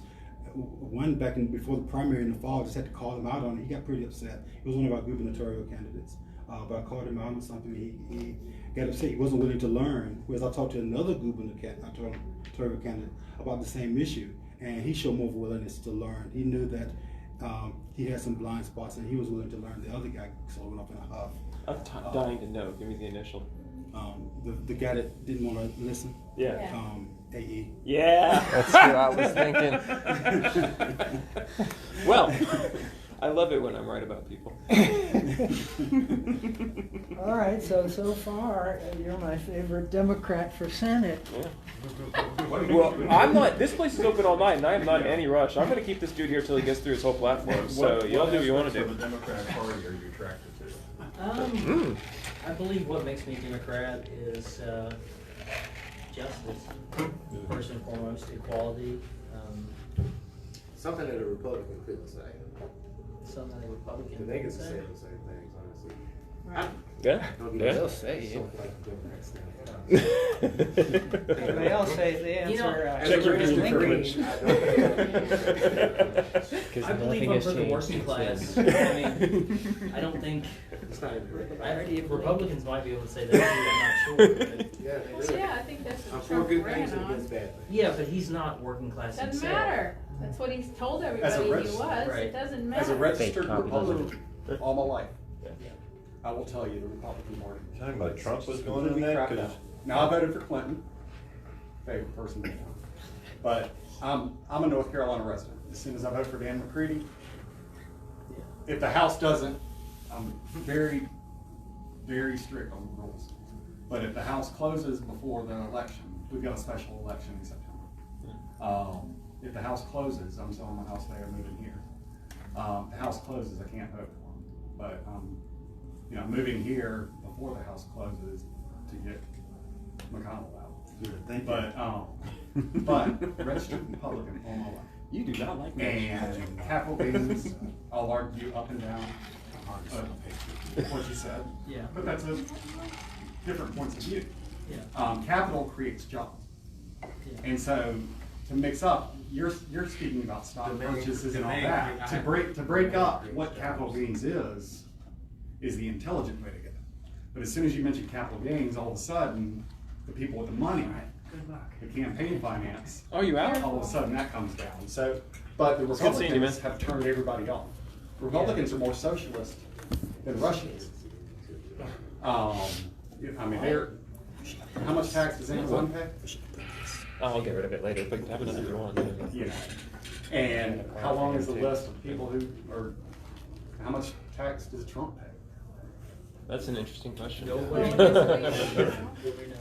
So, I'm sure he gets more welfare than the vast majority of them. Well, there's a question. What's socialism? What is socialism? What is socialism? To me, socialism is community. It's the community working for the community, and everything that goes into the community, produced by the community, flows right back into the community. It's community for community's sake. So are you a socialist? I've never said that I was a socialist, but yeah, I would be more in line with socialism. You know, people are going to say bad things about that, but Sure. They say bad things no matter You what. have to make them they're gonna say decide bad it. things no matter what. They already are. At the end of the day, I care about the people and I care about community, and if that makes me a socialist, then I'm a socialist. I want to improve the economy. I want to help the regular person. If that makes me a socialist, I'm a socialist. But you can also believe in socialized human services and still be a capitalist or believe in capitalism. You can have a mixed economy. You can have both. Yeah. You can have some socialized services for some aspects and still allow people to capitalize in other aspects. I'm just not clear on what socialism is anymore. I felt Socialism, like I really, used to know. true socialism would be basically where there'd be no private enterprise, really. The government would make your shoes and make your clothes and If that's the case, then I would say I'm more socio-capitalist, because I believe anything that falls into the basis of human rights should be a social program, but anything that's industry-based and, creative-based, that should be fully privatized. I mean, that's reasonable, I think. All right, well, I got questions. Oh, sorry. No, I was going to say one of the another important feature of socialism. I'm not sure about the totally privatized things. I understand what you're saying, and I'm not totally opposed to that, but I question it because I don't know what all that entails. But one of the main features of socialism is that the worker has more control and say in the means of production. So the point of socialism is to empower the worker, whereas in the capitalism, the worker is not empowered at all. The worker has no voice whatsoever. Whereas socialism empowers the worker, and even it's a step beyond unions too, because unions work within the capitalist system and negotiate with the capitalists. Whereas under socialism, the worker has even more power than that. I just want to put that out there as Well, that's what unions did. Well, that's what unions Yeah, but according to most socialists, socialism is a step further because unions still work within the capitalist system and maintains the capitalist system, but it negotiates on behalf of the workers. Whereas the issue of privacy, it is the case in at least the Marxist version of socialism, that the means of production is owned and controlled by the workers themselves as opposed to a private individual. The only, this controlling, even if you were a capitalist, you still believe that representatives are chosen to set policies and laws and so forth, right? It's representative. Well, socialism is also representative. Yeah. Democratically, people, even if they central plan everything to the nth degree, the people doing that are elected to do that. And if they don't do it the way you want it to be, then you replace them. So you know, you don't give up on democracy if you're a socialist. Right. And you don't, and it can be a hybrid. It can be a hybrid. But the point is the part of it that is capitalistic, is it predatory? Is it against the basic needs of the people? That's why it has to be heavily regulated. So you may be opposed to predatory capitalism. Yes. But there's capitalism, there's facets of capitalism that can be just, that can be fair, with representative governments. So, but the real question does come down to, if in socialism, is who controls, who makes the decisions about the quality of our life? Is it the workers producing the products that we depend upon? Or is it capitalists who make those decisions? Is it a small but minority of people that make those decisions? And we go with it. We support it to the point where we can maybe vote them out of office, I mean, democratically. So I don't think you have to shy away from having socialistic values. You're going to be asked, in this day and age, you're going to be asked, you're going to be called a socialist, whether you like it or not. So you need to be prepared to answer that question as to what it means to you, and recognizing our history in this country. But our history is not what it could be. Our history is, we want the future history to be better. We want more democratic involvement. We want representatives to make decisions for us if we're going to be a representative democracy, or if we could be more of a direct democracy, which probably isn't too practical with 300 million people. But the point is, It's never been more practical than it is the today. real question is, who do you want to be making the decisions about the major issues that affect your life? Do you want it to be the boss? Or do you want it to be the people of which you are a part and those that you represent, that you elect? Or who should make those decisions? That's the basic question. And if you're a pure capitalist, you say, well, those with the money, those with the capital, those that own the means of production, they should make the decisions. That minority should make the decisions for everyone else, rather than, no, the people should make that decision through their elected officials, or as much of a direct democracy as that can be implemented when you have 300 million people. But the basic question is, who is in the best position to know what's best for you? And every one of you can ask that question of yourself. Who is in the best position to know? And I maintain it's not your boss. It's probably you, with the advice of your family and other people whose opinion you trust. So to what extent do you want we the people to make those decisions? And that you don't obviously, if you look at many of the things we've talked about tonight, it's not working. There's this saying that we want policies that favor the 99% and not the 1%. Well, the 99% of it are each of us in this room, and I think every one of us in this room can tell probably very clearly and succinctly what policies will best improve the quality of our life. We talk about, what's in the Constitution, and those decisions will not be made by the boss. Those decisions will not be made by the capitalists, because they're going to make decisions that benefit them. Now, those that do it very belligerently and purposely, who are greedy, those are the predators, and they're part of predatory capitalism. But there are capitalists in this country that treat their workers very well. They're the exception.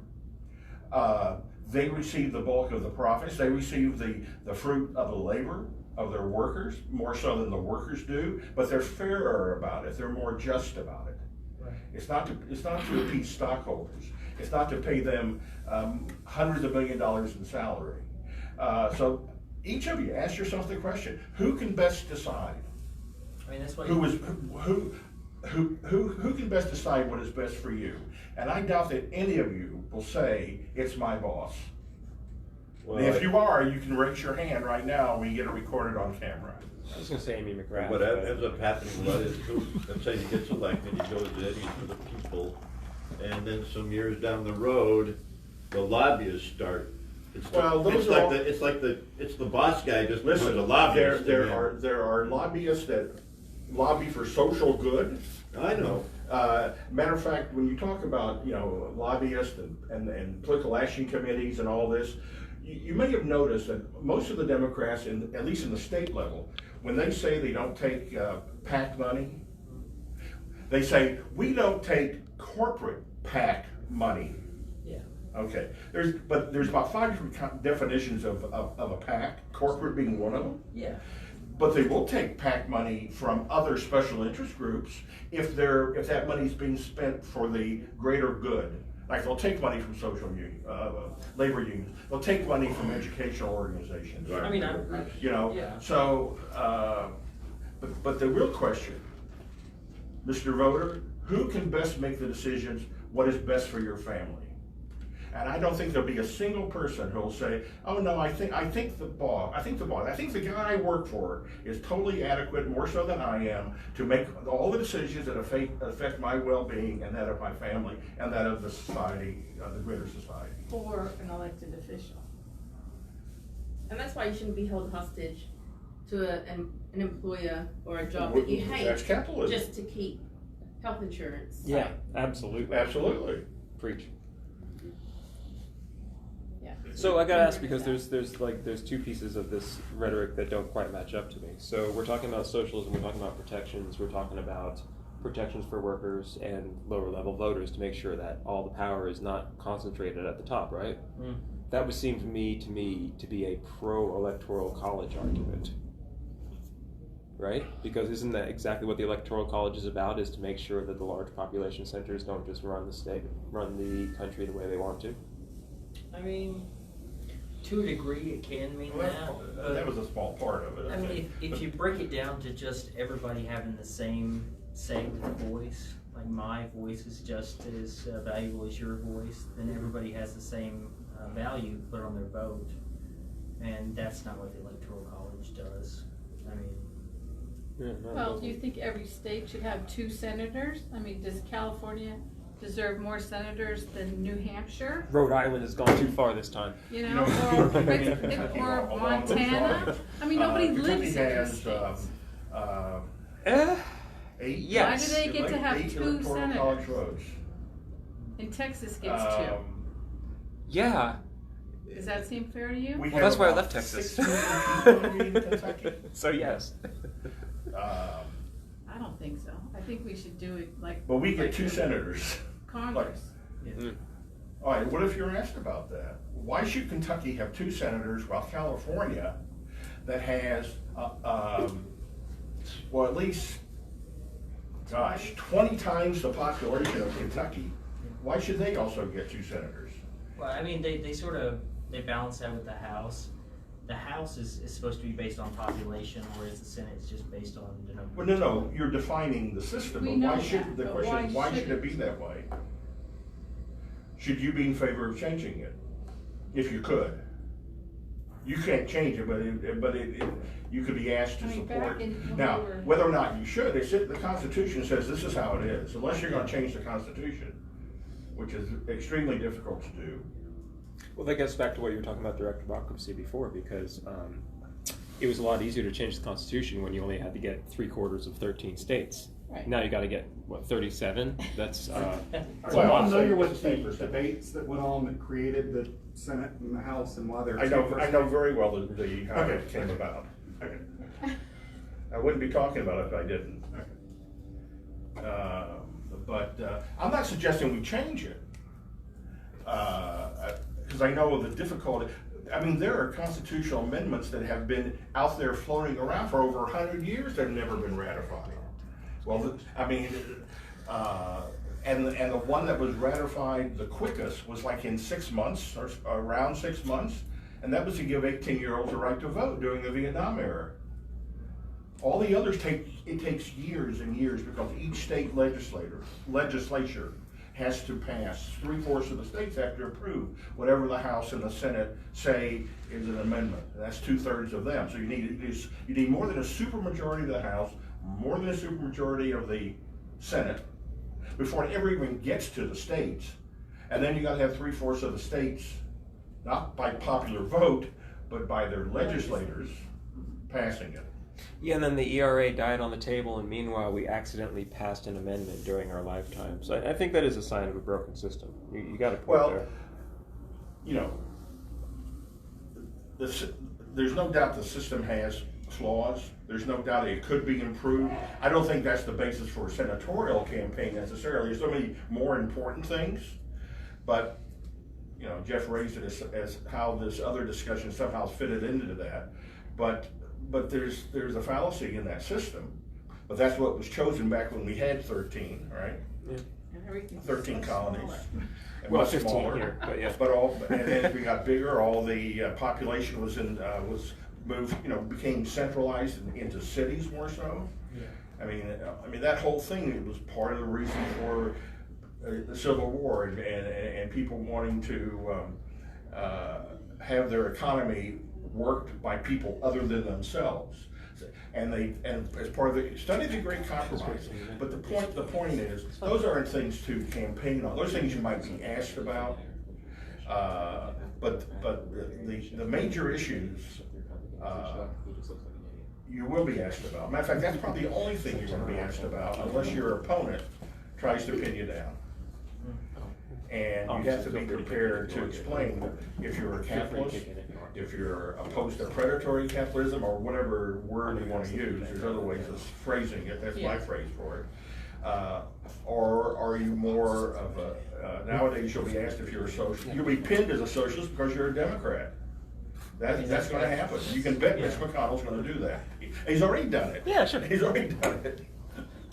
So you have to be in a position of strength to explain that to people. Okay? I have no more to say. What was the question? Where was the question?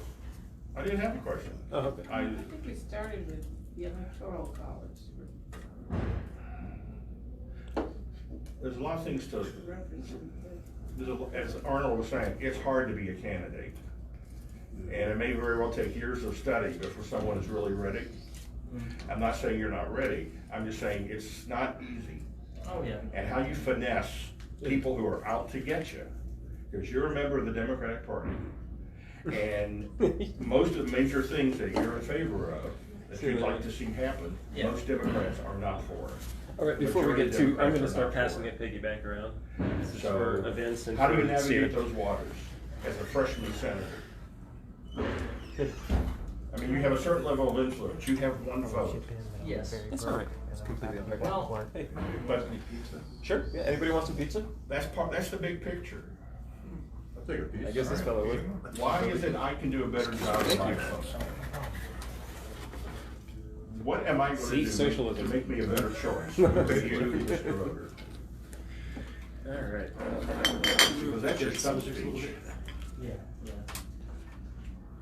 And, you know, you've got Amy, I don't know the other candidates, I don't even know of Amy, you know, she touts her military prowess and how somehow that qualifies her. Okay, fine. That's her shtick, that's her story. Yeah. Okay. But why should I vote for you?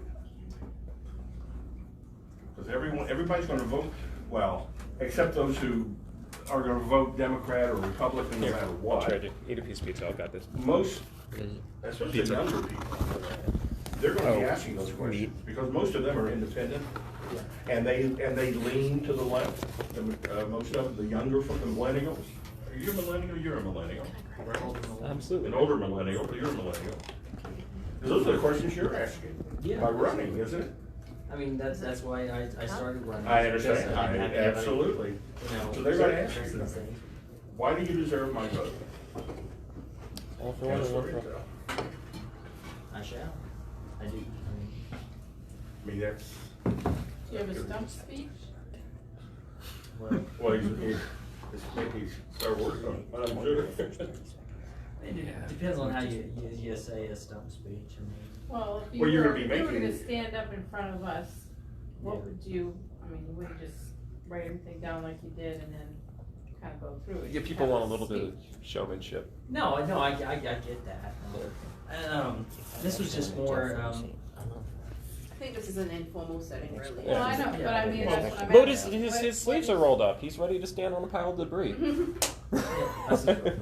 You know, you're in the process of building a campaign, right? Right. Building a campaign staff. But I also So- want you guys to understand me. You know. Right. And I think most people for the first meeting, Yeah. I mean, maybe I'm the exception, but for the first meeting, I wanna know about you.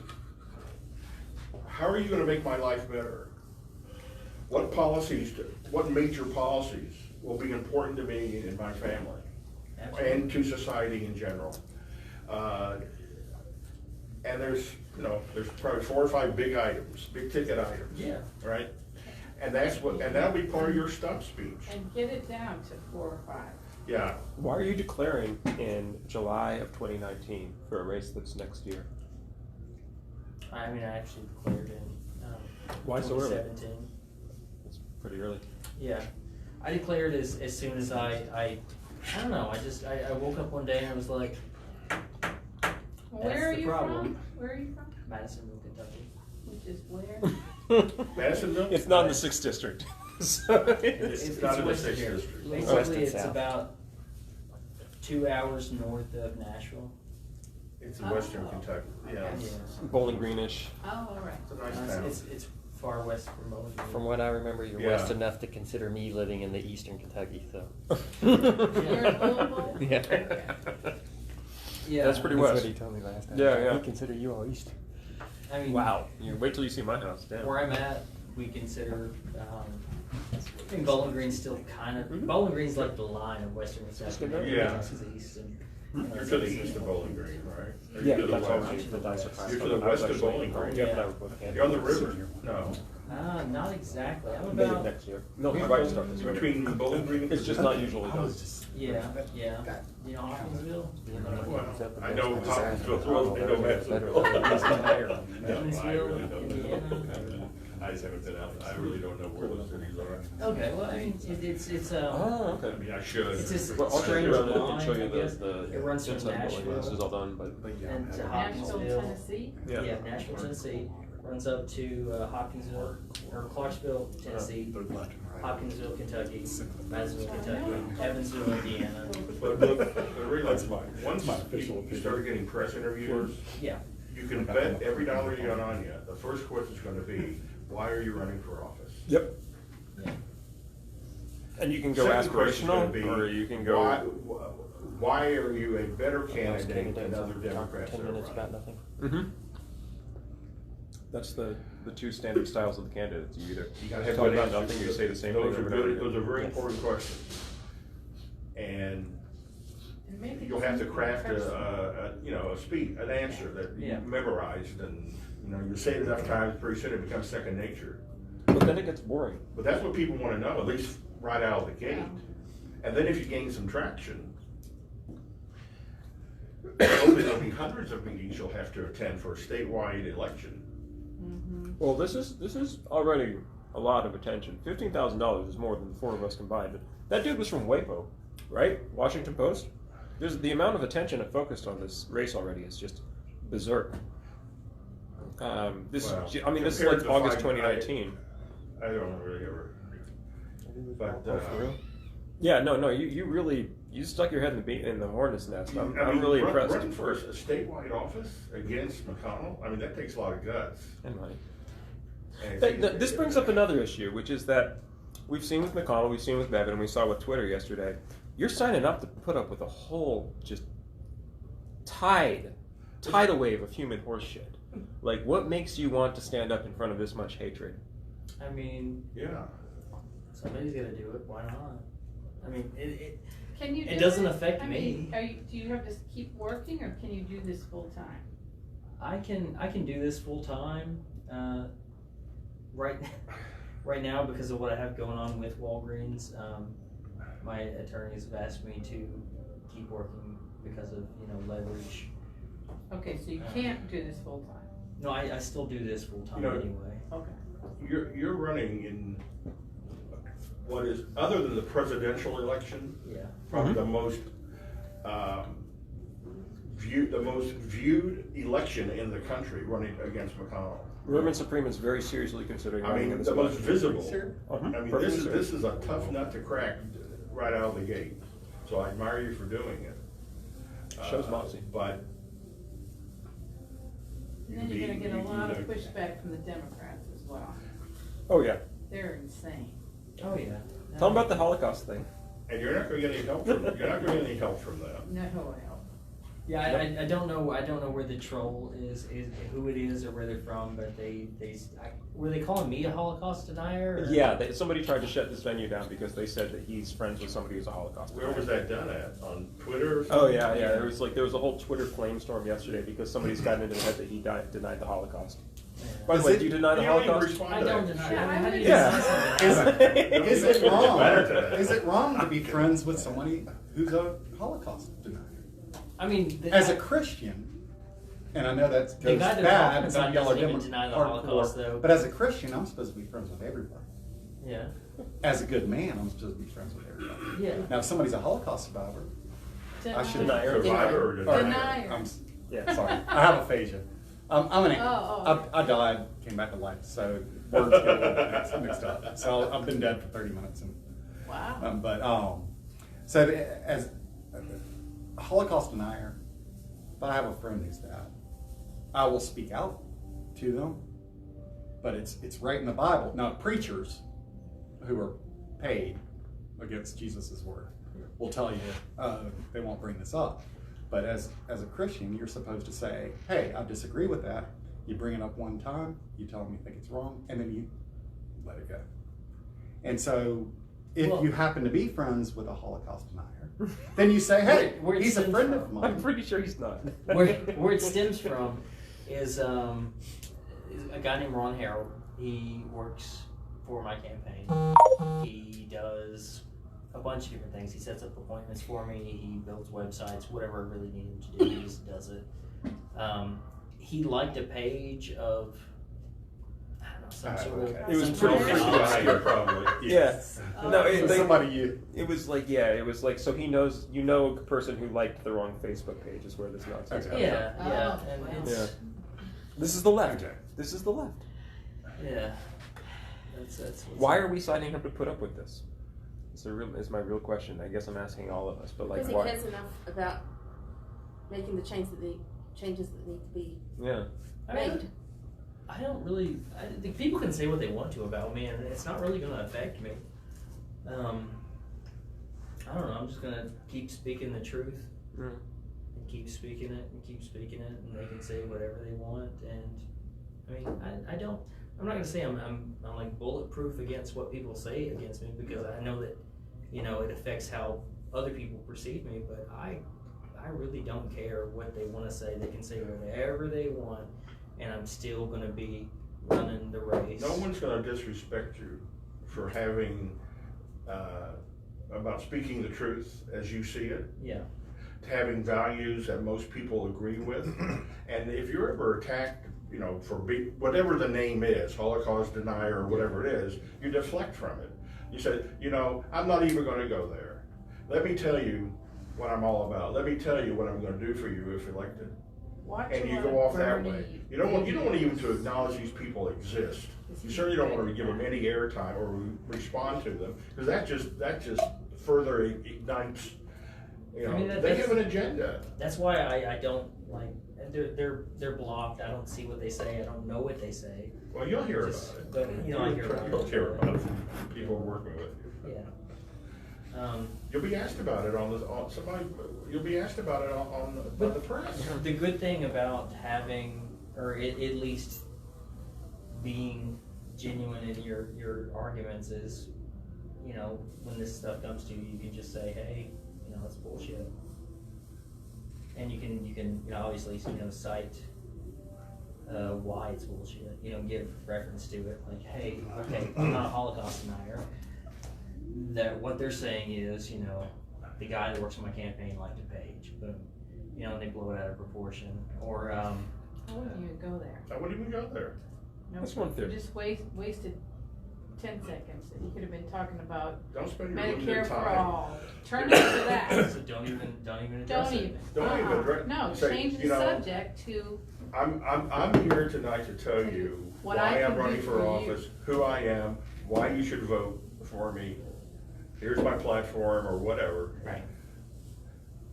Watch some of the really good politicians on So the you're- stump. Yeah. Just watch their videos. Doesn't Well- matter if you agree with them or not. You kind of get how they do it. Yeah. When the press asks them a question, how do they answer it, or do they answer it? They deflect. A lot of time, even watch the last debate. Well, I mean, if it's a question never from the ask- press, or answer if the it's in question. an interview or something like that, or if I was, on the stump, that's a different story. But I feel like I can address those things, or You don't want to get Anything you into say, it they're, deeper, anything deeper, you deeper, say deeper, historically, deeper. they can question. Yes, so just And don't. it just triggers another question. They're not looking for an answer. They're looking to get you upset. okay. They're looking to influence people not to vote for you. That's why you have to tell people Or waste your why they time. should vote for you. And not And saying deflect what from you want to even say. paying it, giving them any attention.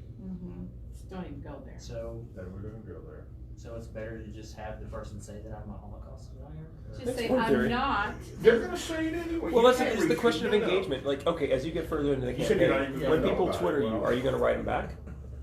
It's a question that not everybody has an answer for. I mean, yeah, I'm gonna write everybody back that I actually see.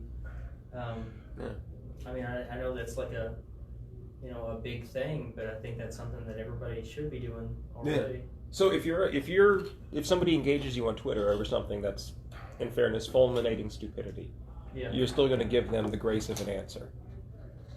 Why not? Because it's a waste of time.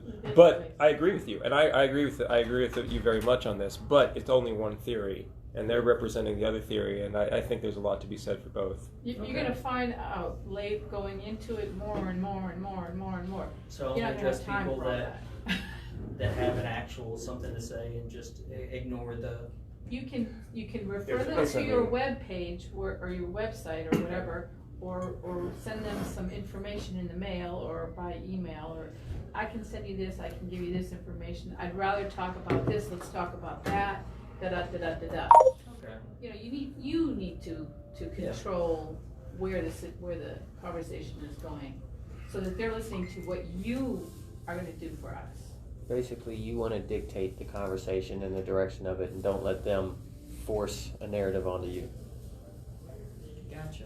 And seriously, just watch, like even just the last debate, none of them answered the question. No.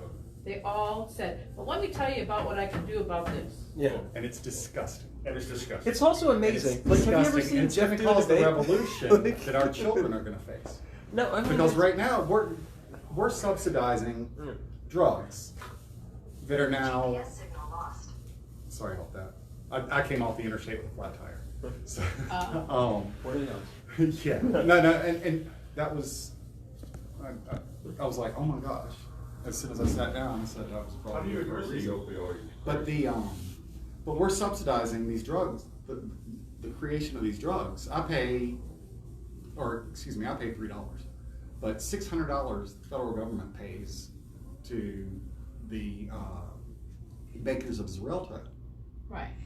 But as soon as I have recently become undisabled, and as soon as I go out, here's a drug that I need for my life that I can no longer afford. Now, luckily, the drug company's going to pay for that, but the federal government's been paying $600 for a drug that they helped develop. I know. Yeah. And so, excuse me, the taxpayers, Yes. or our children, our children. Yes. Well, no, because they're not paying for it. It's just coming out of debt. Well, our Our tax- children will pay for it. But Or Gary, our you raised, children's children will pay for it. you both are on the same topic. I mean, people are going to ask you about the opioid crisis. Do you have anything to say on that one? Absolutely. I mean, I feel that the best thing to do with the opioid crisis is to legalize cannabis. I mean, it gives people another venue, in states where, it's already become legal, like Colorado. You see that opioid addiction and opioid deaths drop. Yeah. Because, they don't have to, get pain off. They don't have to use opioids to reduce their pain. Yeah. They can use cannabis. There's better ways, because opioids will inevitably kill a person if they just keep, upping the dose. They're no good for the groundwater either. So. No, that's true. Well, the thing that I don't like about the opioid, if we're gonna go into this, is that people that actually need it can't get it anymore. Yeah. That really pisses me off. So now all of a sudden, everybody's a drug addict because you've got pain. I mean, my father-in-law is like 88 years old, and they want him, he lost a leg, but they wanted him to go back to the VA, which is 30 miles, for another visit, just to get a prescription, another prescription for opioids. Yeah. They couldn't do it over the phone. Yeah. What's up with that? What's it called around here? Cobra? Like, what's the program that they instituted about 10 years ago called Cobra, where they drug test you every time you want, they drug. It's Oh, not no, Cobra. it's not Cobra, but I know what you If mean. you lose your job, you can still pay for your health insurance. Close though. No, That's- I forget what it was called, but it had some sinister name. Anyway, doesn't matter.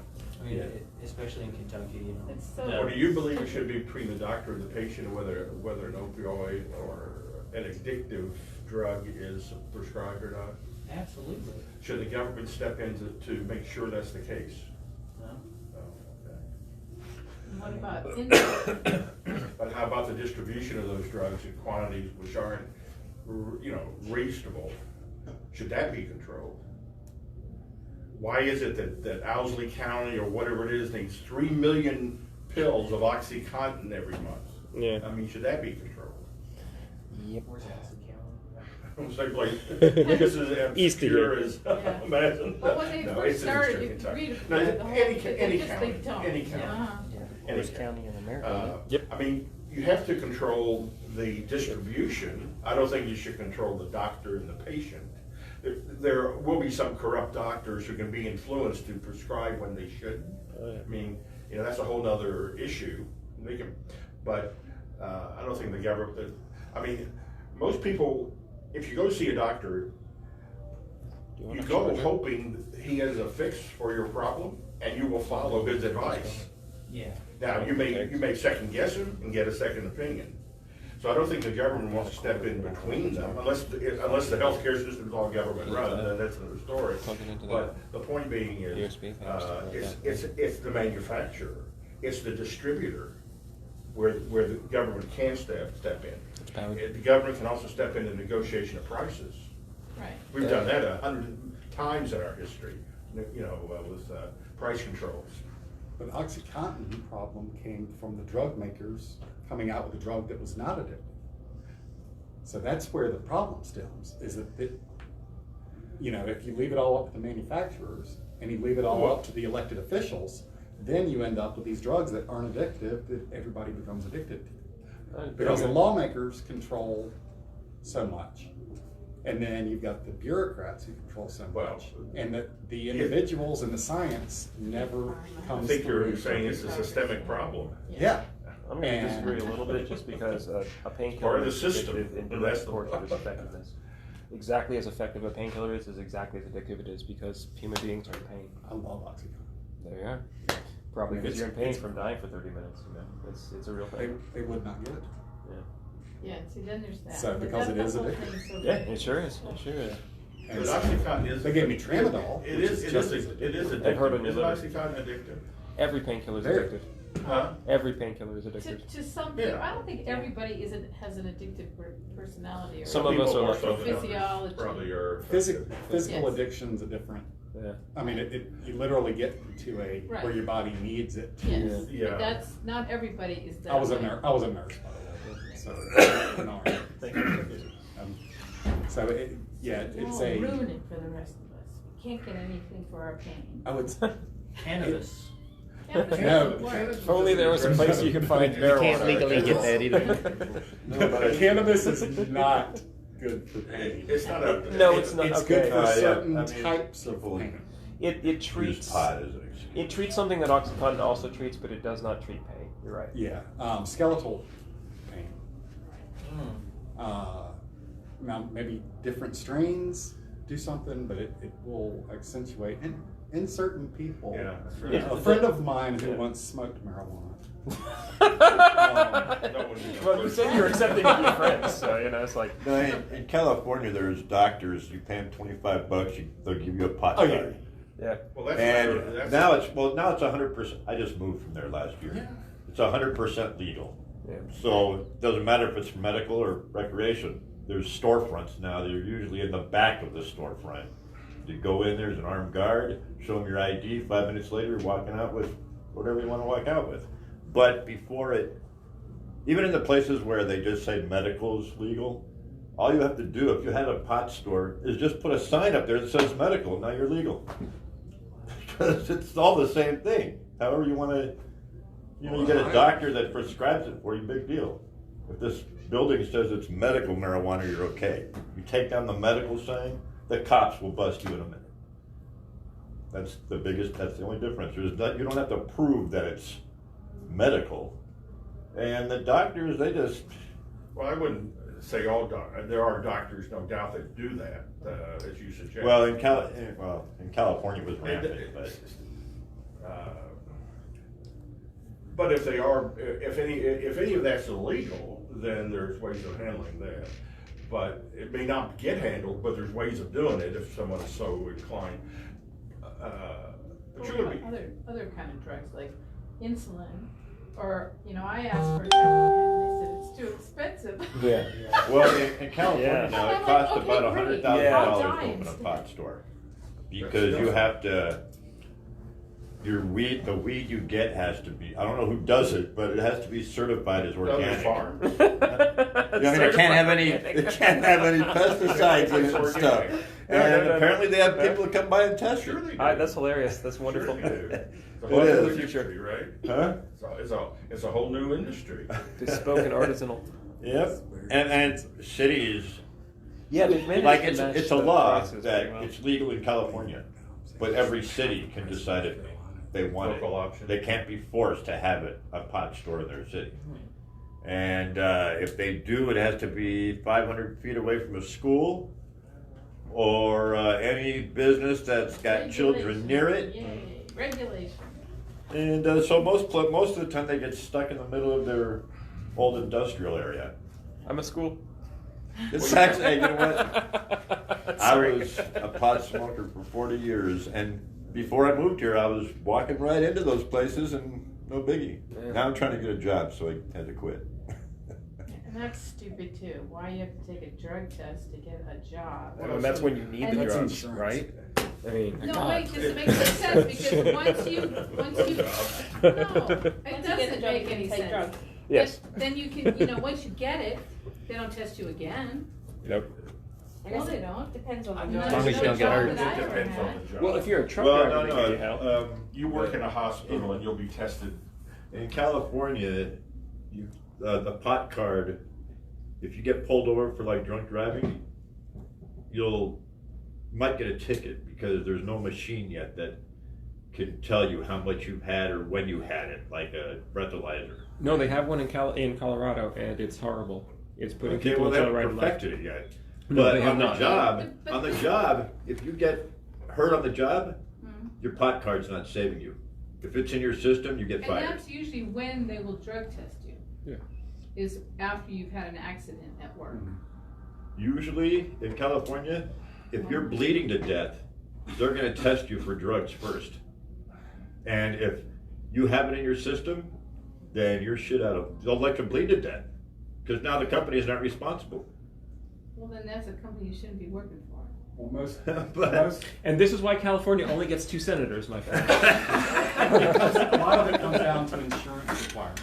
Yeah, it's insurance, liability. Absolutely. Liability insurance, health insurance, and Okay, so for centuries, it didn't matter what we took for drugs or alcohol or anything because nobody was testing us. And then all of a sudden, when did this happen? In the 80s, When the 90s? insurance rates I went mean, up. I 70s. never took a drug test until 2015 for a Yes. job. I mean, honestly. And it's detecting nanograms. it's the actual machine Yeah. that Yeah. came out. Yeah, you're right. Look, there are They some didn't have jobs those. that Well, you They pee can in do a it cup very and then they easily can now. tell you. And okay, it's so then no, it's why an is it enormous okay? industry now. Why is it okay? Okay, so pot stays in your system for 30 days. Yeah. But cocaine only stays in your system for what? 2 days? 24 hours. Yeah. So you can, just, and that's a worse drug, right? Supposedly, than smoking pot. I mean, none of this makes any sense to me. Well, the employer, What are we talking about? This? cocaine is more likely to be done by the employer than the employee. That's why. Money, right? That's why. That's why. Industry, Yeah. They have random drug tests. Yeah. And all they do is pop out 50 I was social security cooking, numbers the and say, go to the bartenders always did clinic. cocaine, Yeah. the And if cooks you don't always come smoked. back within a certain amount of time, you'll get fired. As long as they can because that afford means it. You went Yeah. home.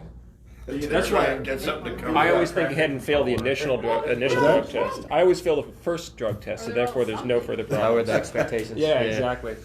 That's already happened to me too. You don't see I that, know, Amazon? but I gotta go. No, this is fun. No, I mean, but yeah, there's- we there's should liability. let's. I mean, if you gotta go, like let's go to Steven for a second. Yeah, is there anything about you that we need to know that So you haven't gotten to? Who's on your, at this point, Yeah. I mean, my sense was it's pretty early in the game, but maybe not if you raise this money. But who's on your campaign? I mean, who's working with you? I've got a guy named Ron. Oh shit! Harold. You didn't sign up for wireless? Yeah, you're on wireless. Ron Harold. He's Fuck. working on my Uh-huh. campaign as sort of a consultant / I would've told you. strategist. That's all good. We've been JP Bennett. streaming for like an hour and a half. He actually did the Shit. campaign ad. He Not helps worried me about that, with man. I'm sort way of past worried about that. media things. Are these people you hired, or you know, or knew, or? All volunteers. Really? Great. Yes. Then there's also David Lane. He's in Tennessee. He's my IT guy. He actually owns the servers that the website or my website is on, and he handles all the website stuff for me. Cool. I mean, it's a lot of volunteer-based things. I will be honest. I had a decent volunteer base starting to set up, and the internet troll got to some people, and my Slack, sort of fell through. They poisoned it. Oh yeah. Yeah. Yeah, So I was it's- like, okay, No, this guy you got, like I thought I had people on the internet that disliked me, but this dude is like really something else. Like this guy really has some serious freaking problems. I'm telling you, they have to be on a payroll of something because nobody puts that much energy into anything for nothing. I'm leaning towards completely insane, but yeah, that's a good second. That's a good second. I preemptively blocked them because I was like, I want this person not bothering me. Like they're seriously Well, screwed up. when they first popped up, they were pretending like they were just asking me questions or whatnot. Yeah. But then they were starting to sort of drive the narrative into a negative way that they wanted to, and I was like, okay, I see what you're about. Yeah.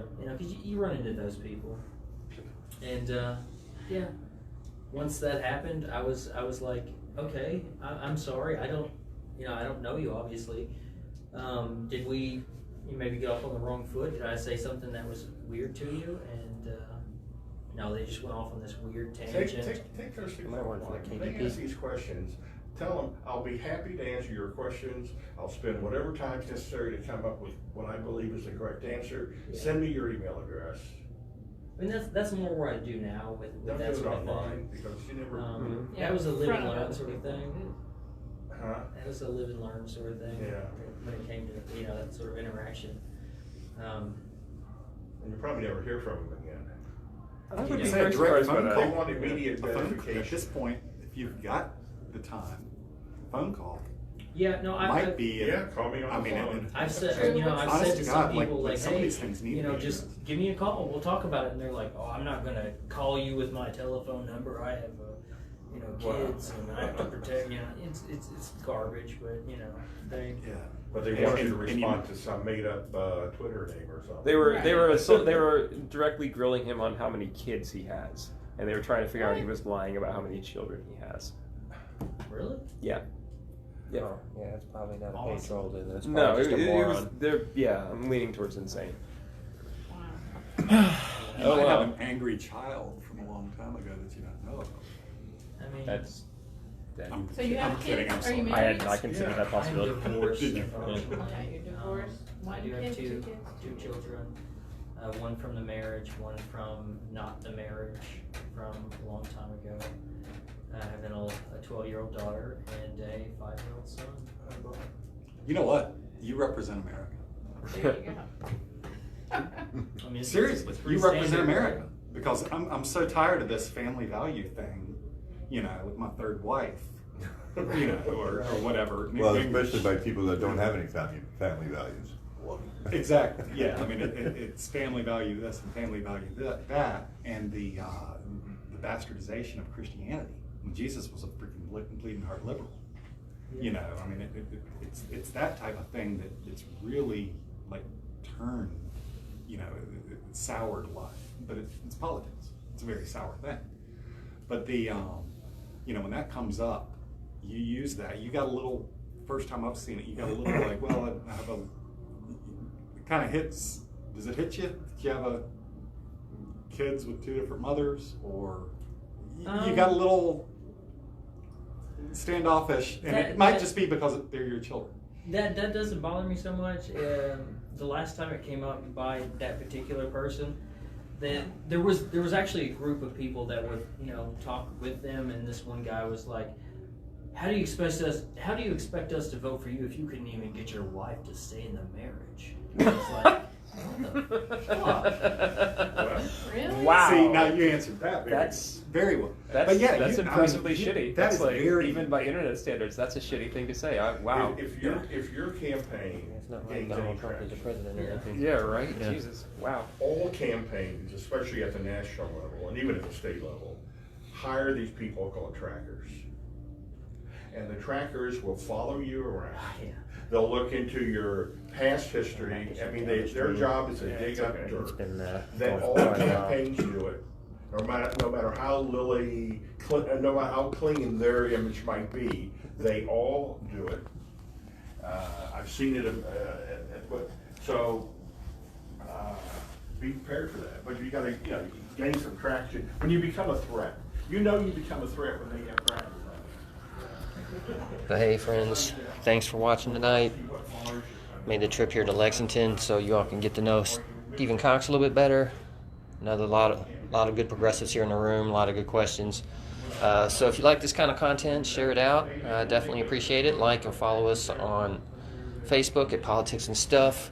Also, a quick announcement. I just recently, as a backup channel, set up a YouTube channel, as Facebook has deleted a couple of my previous videos. So I'm now at the Louisville ProActivist Report on YouTube, where I'll be uploading all my videos in the future. So thanks again, guys. And remember to always think critically.